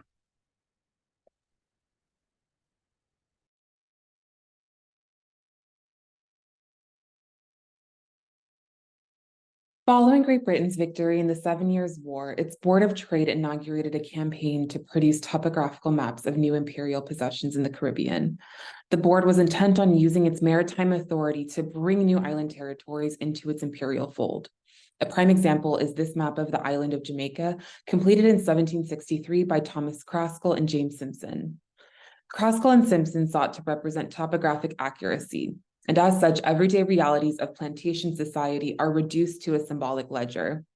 Bite-sized symbols of boat anchors, sugar plantations, and quote, Negro towns dissolve into the etching of natural features like mountain ranges and depressions. Here, the representation of science has sterilized the depiction of prosaic experience. The 1763 map contrasts with British imperial maps from earlier in the century. This 1700 map of Barbados excludes features of cartographic science like defined scale and parallels common in later 18th century mapping. Instead, it shows literal details of an early plantation colony, such as textual inscriptions detailing surnames of English landowners and drawings of both British European and Black enslaved people. My research focuses primarily on how and why 18th century imperial maps grew distance from this type of figural depiction and rapidly assumed science as a standard for cartographic representation. A closer look at the frontispiece on Craskell and Simpson's map offers some clues. Surrounding the effigy of King George III are symbols of what an 18th century viewer would have interpreted as tools of scientific and artistic learning. A circumferentor, a telescope, and a terrestrial globe frame the frontispiece's right edge. And above them are an artist's palette and a spring compass. Here, artistic and scientific instruments unite into a conceptual framework to study the colony, revealing a universal system of knowledge that governed the entirety of the physical universe. In my research, I found imperial cartography to be a means by which two seemingly irreconcilable values, those of enlightened-inspired civility and the violence of imperial expansion, were reconciled. I took inspiration from the literary scholar Simon Gikandi, who notes that, quote, the simultaneous advancement of empire and enlightenment was predicated upon the institutions of modern knowledge, built on scientific explanation and geographical difference. This paradox was justified by what I term the scientific aesthetic, an approach to cultural representation informed by Imperial Britain's captivation with science as a standard for intellectual and political order. The 18th century scientific aesthetic originated from both science and aesthetic philosophy search for natural order, which facilitated imperial images bound by a convergence of science, art, and geography. I sought to locate the ideas, concepts, tools, and practices used in constructing Enlightenment Britain's image of its worldly empire. Another scholar from whom I took inspiration, the political philosopher Amiya Srinivasan, describes world-making as the genealogical consequence of visual representations. In this light, the representation of scientific ideas might be thought of in terms of their pragmatic function. For example, the geographer's depiction of data along a graticule of Earth might enact a veneer of objectivity according to a schema of mathematics and science. Following that overview, I would like to start with these two sketches here, taken from William Leybourne's 1653 treatise, The Complete Surveyor. Leybourne was an English mathematician and surveyor who created this treatise as a guide for use of surveying instruments. The preamble notes Leybourne's intent to, quote, prescribe rules which surveyors might observe abroad, so that, quote, the mathematical art might also be known as geometrically true in practice. What's interesting here is Leybourne's use of the term mathematical art. We know that he was working within an early modern philosophical context that equated art as the creation of artifice, or the reproduction of the natural world to enable scientific ways of knowing. Simultaneous to this treatise is the publication of Thomas Hobbes's Leviathan, which describes the arts as imitation of nature and man's direction over nature. This aligns with growing acceptance of Cartesian logic, in which universal science, based on mathematical reasoning, could provide rational explanation for observable phenomena in nature. These images from the treatise show how fundamental geometry was mapped into the space of a physical land enclosure. Further sections of the treatise provide extreme technical detail on how to perform trigonometric calculations, in addition to best practices for artistically depicting the resulting data. English Enlightenment cartography depended on this inherited idea that art and image can be the revealers of natural science. While 18th century mapmakers began to pursue new ideas of representing geographic data, their surveying practices remained largely consistent with 17th century origins. As such, it was really the representation of science throughout the 18th century that experienced substantive change. This 1750s chart of the West Indies was completed by the personal mapmaker to King George II, Emmanuel Bowen, and it highlights a pivotal attempt at mapping universal science.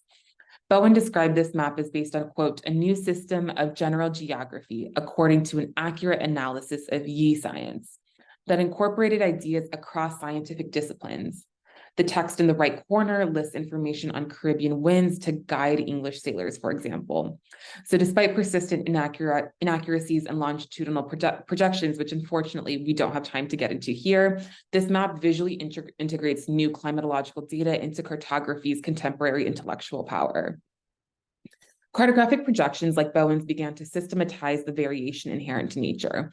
William Mayo's Barbados Surveyed is another example of this. Barbados here is oriented along its actual vertical position, unlike the earlier map of Barbados that we saw, and figural drawings are entirely gone from it.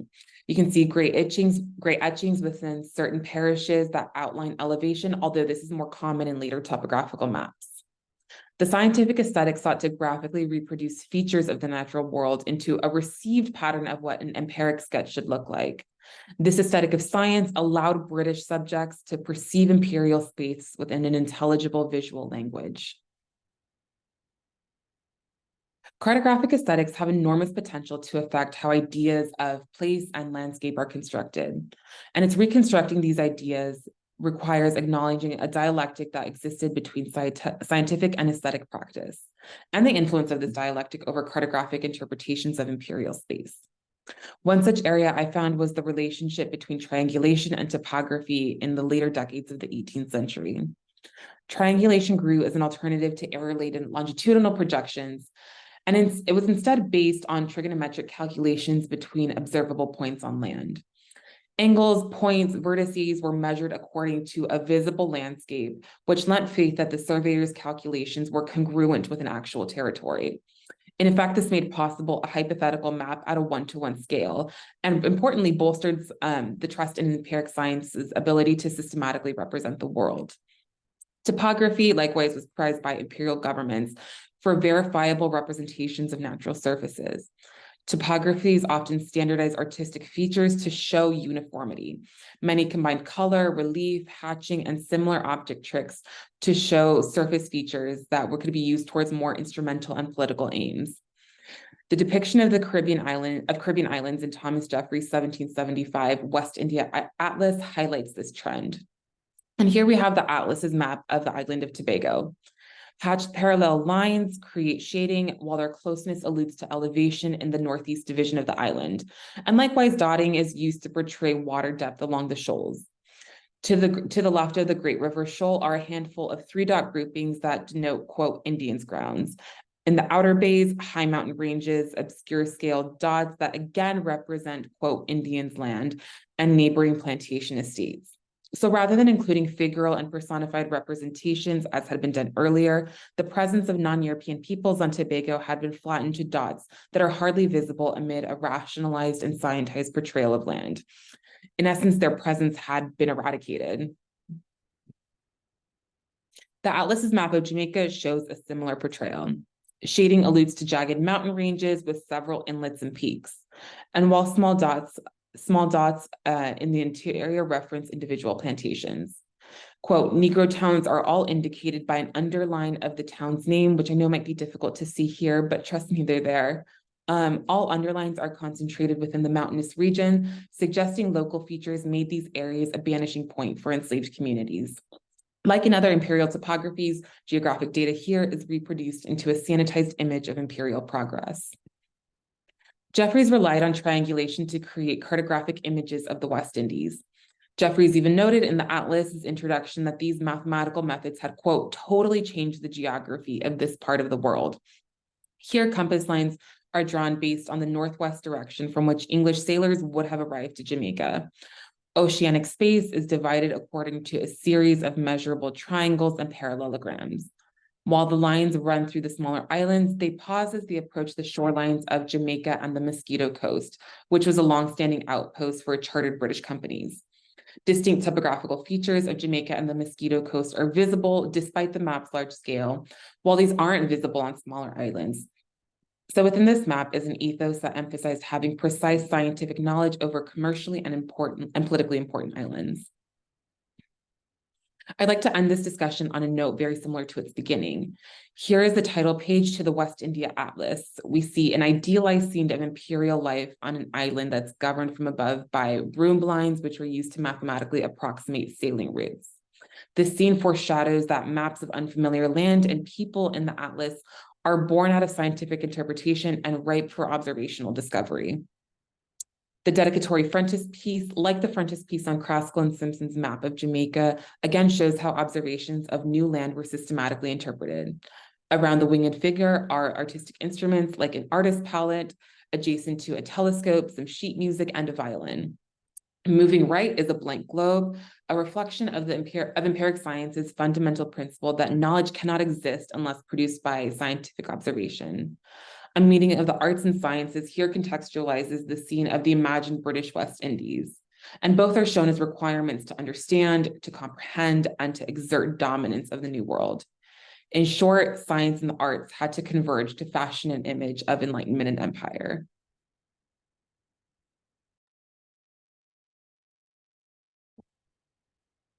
Thank you very much, Lauren.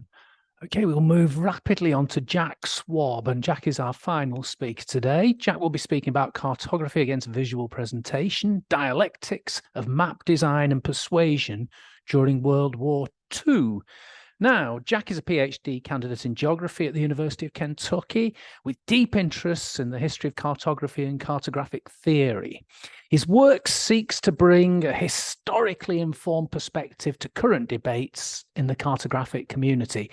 Jack will be well known to many Tosca people as he spoke at our last conference. So, Jack, it's your chance to speak again.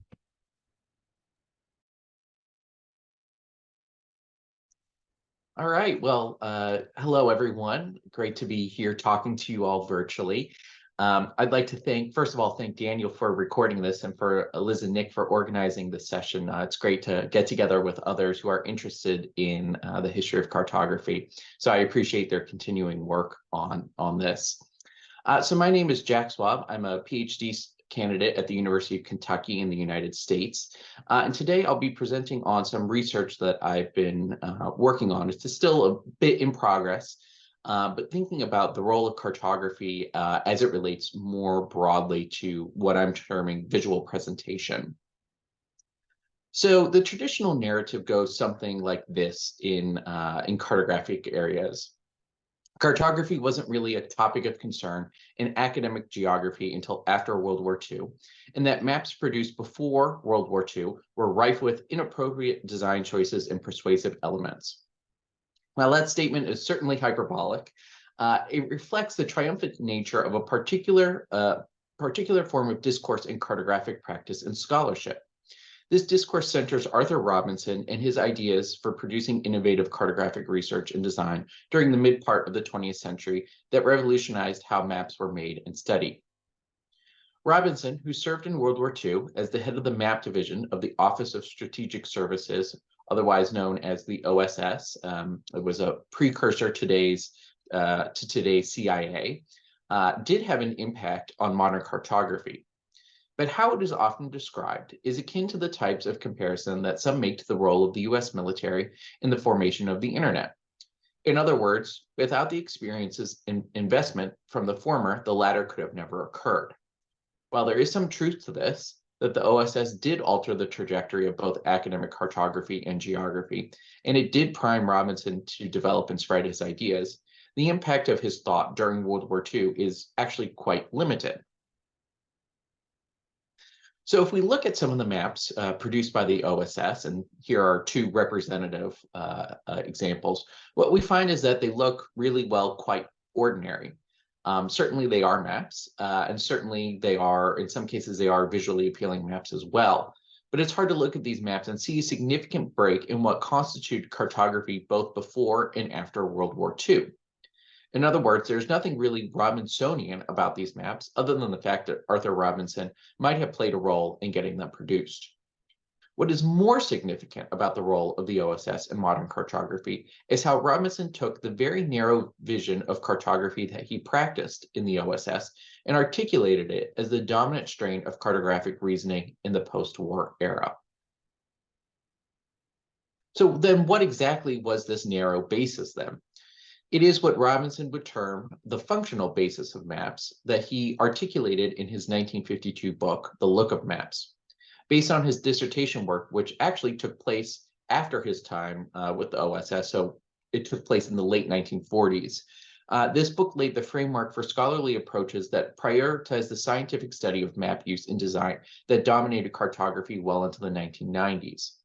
Under this conception of cartography, while artistic elements of maps were still important, they often played second fiddle towards scientific approaches to understanding the map.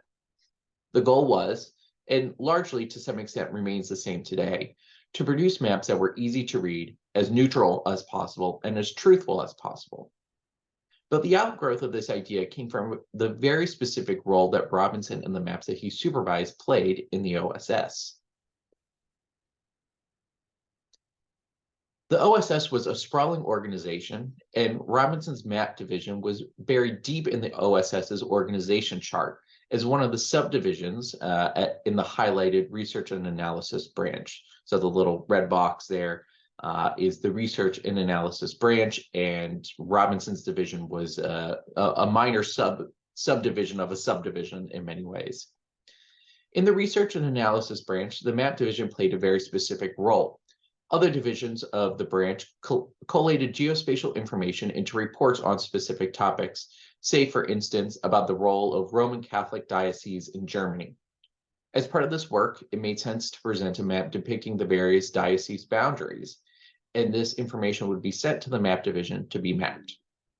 While there are notable exceptions, most of the maps whose production Robinson oversaw were explanatory in their nature, highlighting the factual distribution of some phenomenon on the Earth's surface. These maps were very much in the tradition of regional geography at the time, that sought to organize and convey factual information about a particular place.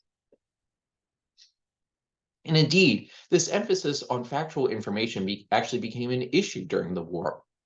By 1943, concerns emerged about how accurate OSS maps were. As Robinson recalled, individuals higher up the chain of command complained that the maps that he produced, quote, looked too accurate, end quote, when it was clear that, quote, the quality of the data and the speed of production precluded producing anything authoritative, end quote. The result was the inclusion of a chart entitled, quote, the reliability of data to all maps, which helped decision makers understand how accurate a map might be. So if we look in the example shown here, there are these little codes that allow you to say, well, this data is somewhat reliable, generally reliable, not entirely accurate, things like that, that could help you understand how accurate the data that went into the map actually was. And so it's this inclusion of a reliability metric, which is so interesting to me. Here, these OSS maps look so professional that decision makers were actually skeptical of what was depicted on them. How then would they have reacted to less scientific and more artistic maps then? And indeed, we actually do have some indication of how they reacted to these. Unattached to any particular division was a presentation unit highlighted in red here. The presentation unit was a small but capable unit tasked with creating visuals to digest hundreds of pages of text into easy to understand graphics. Along with presentation units in military command, so these were separate organizations from the OSS one, these units were tasked with creating visual materials to assist high-level decision makers. Often maps were a key part of these efforts, and often these maps were far more artistic than those produced under Robinson. For example, one cartographer who practiced in this more artistic visual style was the American artist Ralston Crawford. Well known for his precision-style art depicting the American industrial landscape, in World War II, Crawford was drafted into the Air Force, where his skills were put to use in creating and testing camouflage. After a few months, he was moved to the presentation unit of the Air Force, where he oversaw the creation of weather briefing maps. These weather briefing maps were much more artistic and reflected an alternative version of cartographic design. While certainly the subject matter, that is, weather phenomena, was much harder to pin down than the types of phenomena Robinson was mapping, these maps were much more often in front of decision makers than the maps produced by the map division. Indeed, some of the very concerns that drove Robinson to find ways to produce better maps in the post-war era were directly refuted by these more artistic maps. The lack of precision, the lack of factuality of the map, both in the data and the design, allow for decision makers to talk through potential scenarios and to essentially plan the war. Indeed, this was a very generative activity throughout the war. The OSS presentation branch produced a slim 15-page booklet documenting their work in creating a, quote, presentation room for the Combined Chiefs of Staff in Washington, D.C.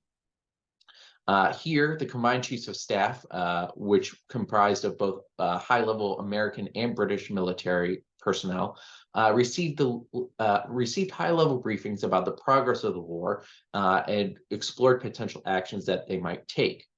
The room, equipped with the latest technology, everything from slide projectors to film strips to air conditioning, basically were implemented designed to encourage discussion about how best to proceed in the war. And as we can see from these two images, maps played an important role in understanding the geographic implications of these decisions. But importantly, as we can see in the right-hand photo, the data displayed on the maps was much more artistic than what was produced by the research and analysis branch and Arthur Robinson. So as we can also see here on the right-hand side, those images are actually superimposed onto a map of the world. And so with that, I want to return to my opening statement. Whereas Robinsonian cartography helped usher in more precise creation and use of maps, visual presentation in cartography reflected the spirit through which maps are most often used, as investigative and not reference tools. The element of persuasion that Robinson argued against actually worked in favor in maps created in the visual presentation style. Here, the very inaccuracy of the map led to how best to proceed in the war. Indeed, there's a rich tradition of these maps with other contemporary cartographers, such as Richard Eads Harrison and Irwin Royce, active during the same time. Thus, what is interesting is how decisively Robinsonian cartography was able to dominate cartographic practice in the post-war era. So thank you all very much for showing up, and please let me know if you have any questions.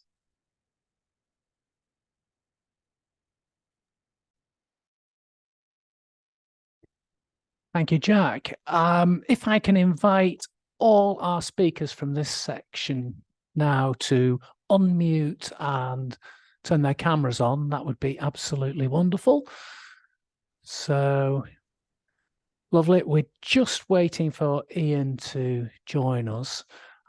He is on the call, but we're getting there. So thanks ever so much for the three of you in view so far. The four of you in total. If I may begin, Flynn, as you went first, I'd be very keen to know if there's any evidence of who was influenced by Aubrey's prospects. Was he the whetstone, and what evidence do you have? So there's actually very little evidence that Aubrey's work influenced map making in a significant way, mainly because it remained in manuscript, and he donated the said manuscripts to the Ashmolean before he died. And so they remained there fairly unpublished until the mid-18th century. And when they were published, the maps weren't included. They were seen as sketches and entirely eccentric to the main thrust of Aubrey's work, which is kind of a paradox. And a lot of this work is really attempting to put them back into consideration of Aubrey, because critical consideration has slightly, well, it's certainly taken him at his initial word by thinking of them as just delightful, just curios, not really part of a general intellectual formation. Whereas I think that they're probably more related to his thought on education and communication than most critics have cared to admit. He was a whetstone to a huge array of late 17th century scientists. He was a member of the Royal Society. And he provided information to people whose geographical works are a bit more famous now, most notably Robert Plot, who did the natural history of Oxfordshire, to which Aubrey contributed a lot of information, to which he sent some sketches of Osney Abbey, which weren't published. You can see his fingerprints over a great deal of late 17th century scientific work. However, specifically the maps, as far as I can tell, a manuscript map might pop up that makes use of his drawings.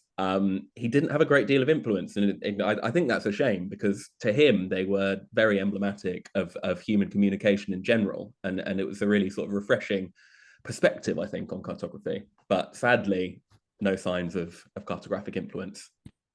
What a great pity. I've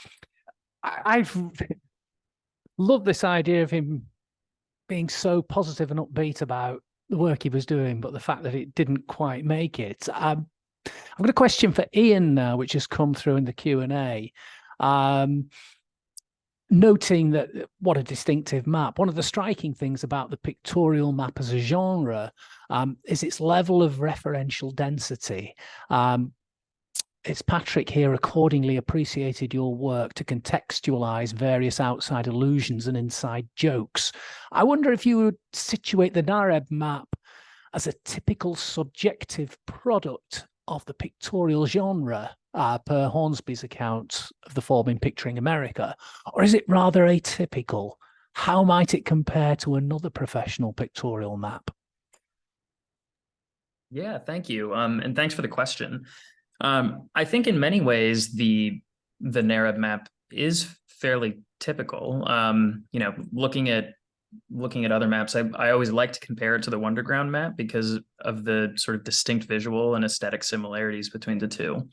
You know, to the extent that pictorial maps sort of name their characters and provide very detailed historical accounts of, you know, specific events that happened. We might also compare that with you know, some of the pictorial maps of New York and Manhattan around the same time, literary maps, for instance, that make inside jokes but don't necessarily name the characters within these scenes. You know, I do think that there's some historic specificity that the Narab map brings, but the real thing that distinguishes it, I think, is that it was used in this particular way to sort of organize and cohere a professional identity among the people who used it and the participants that it displayed. And in that regard, that sort of professionalizing force through which folks who looked at the map and used the map and made the map imagined themselves as within this community of sort of propertied expertise is a really powerful distinction between that map and some of the other pictorial maps that we see at the same time. So it's really about how it was used, I think. Okay, thanks very much. A question for Jack on the speed with which maps are out of date, especially a weather map. Karen finds it remarkable that such attractive weather maps could be produced in a time of war. Could you expand on this a little, please? Yeah, sure, I'd be happy to. And thanks for the question, Karen. So I think one of the things that is, I agree with you that it is remarkable that those maps were being produced so regularly.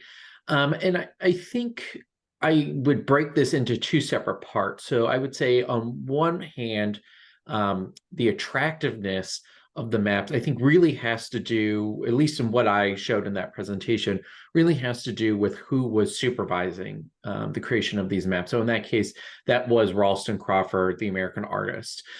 So I think he probably more than someone like Robinson, or really more than someone who would have, who could have called themselves a cartographer in the 1930s, may have been more inclined to produce more artistic and attractive maps than what others would have done. And so that's one part, but I think the ability to produce maps so quickly is part of what is so unique about this period of time. Obviously, you know, today we can produce maps very quickly, but really if you go and look at the literature and look at historic accounts of cartography kind of in the lead up to World War II, what I would argue that there's a real kind of sense of cartographers not understanding or not fully embracing how quickly publishing changes had been made. So suddenly it becomes, not only can we get this data relatively instantaneously, we can also produce a map and circulate it within a very short period of time. And so because of this kind of immense speed up and suddenly this immense pressure from the military for these maps, I think you get different aesthetic qualities that come out. And so that's something I'm interested in looking more at.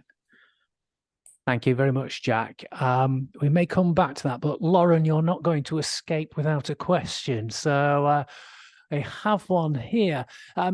You very effectively illustrated a process of cartographic change, which is widely observed. Can you tell us whether there were specific influences on West Indian cartography which make it particularly distinctive? Hi, sure. So one of the ways that I tried to approach this change was from looking at sort of a genealogy of science, is what, sort of how I approached it in the term that I gave to it. But looking at specific changes in scientific practice over time and the influence over scientific practice caused by political and imperial changes.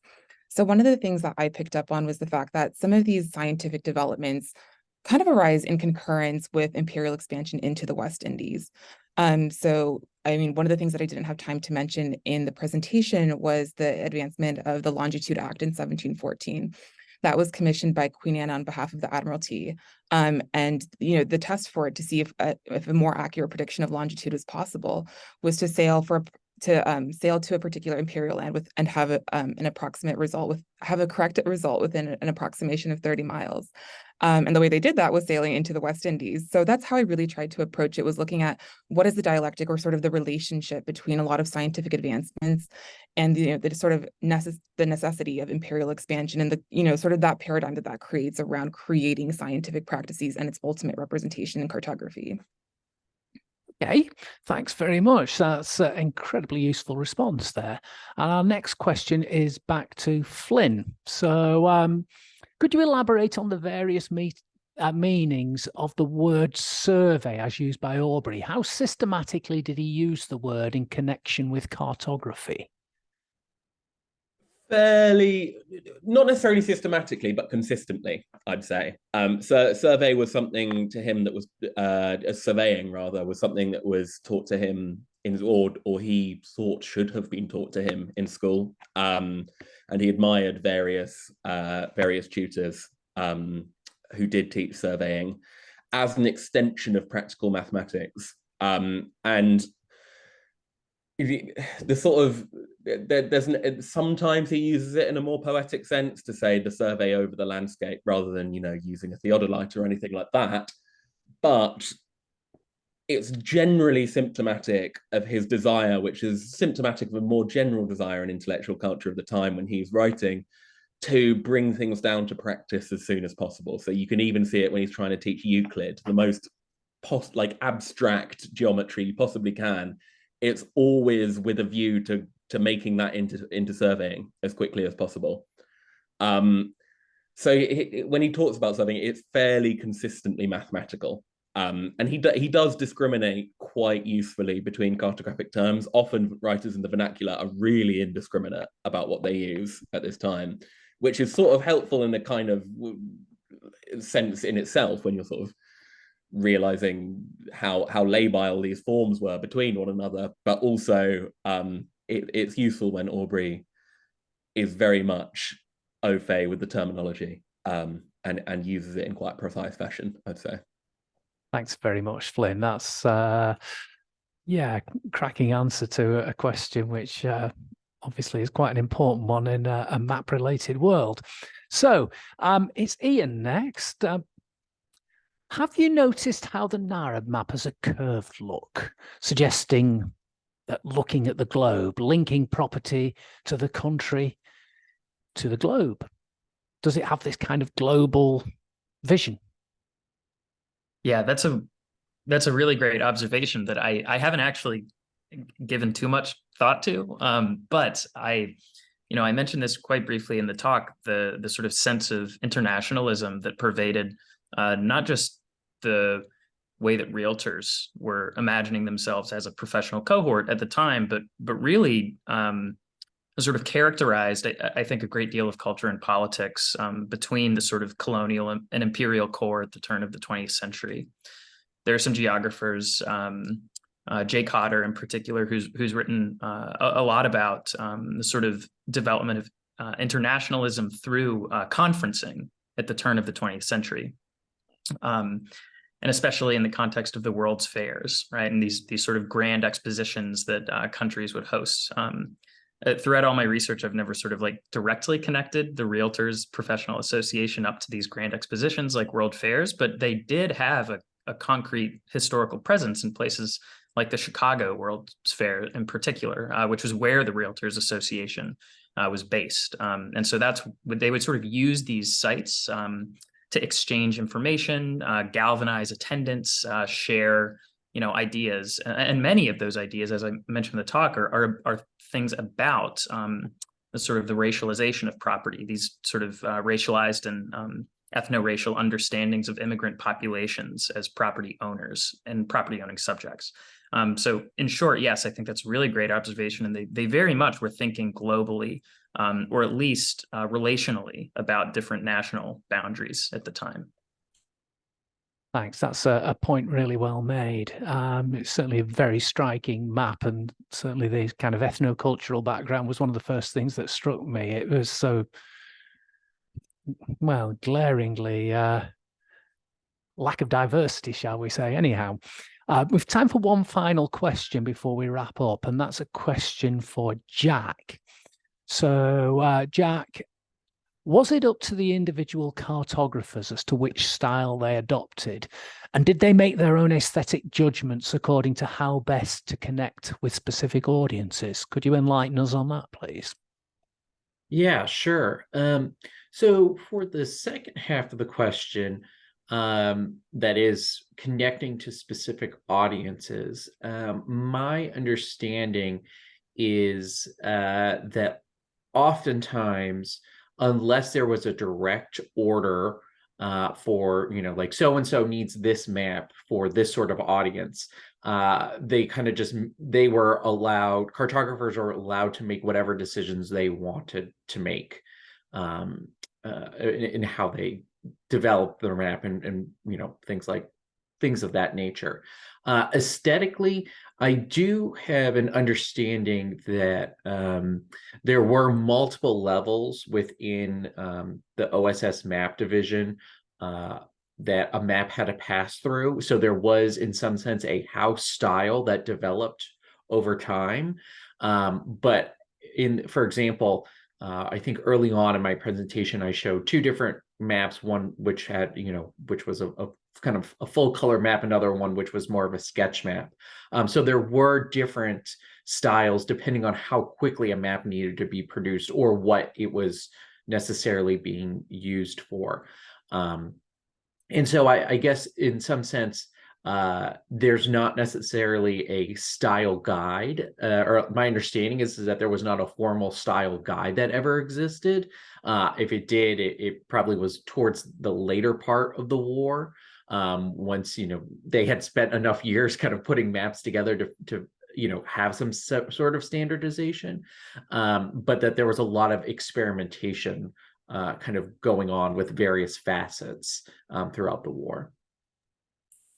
Thank you, Jack. That's a fascinating response. I wonder if I could invite Liz back and also our other speakers who spoke in the first half, just to put your cameras back on. We're right at the end of today's session. It's been a great start to our two-day Artful Maps event. I'd love to take this opportunity, certainly on behalf of Liz and myself, to thank all 8 contributors today. There's been such a huge variety of material. It's been a real eye-opener, and I think it's pretty much exactly as we'd hoped this would turn out. So thank you all.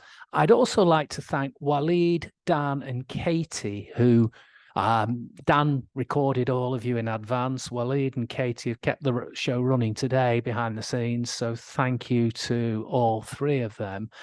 And we resume tomorrow, and I'm checking my timetable, but we're back in action.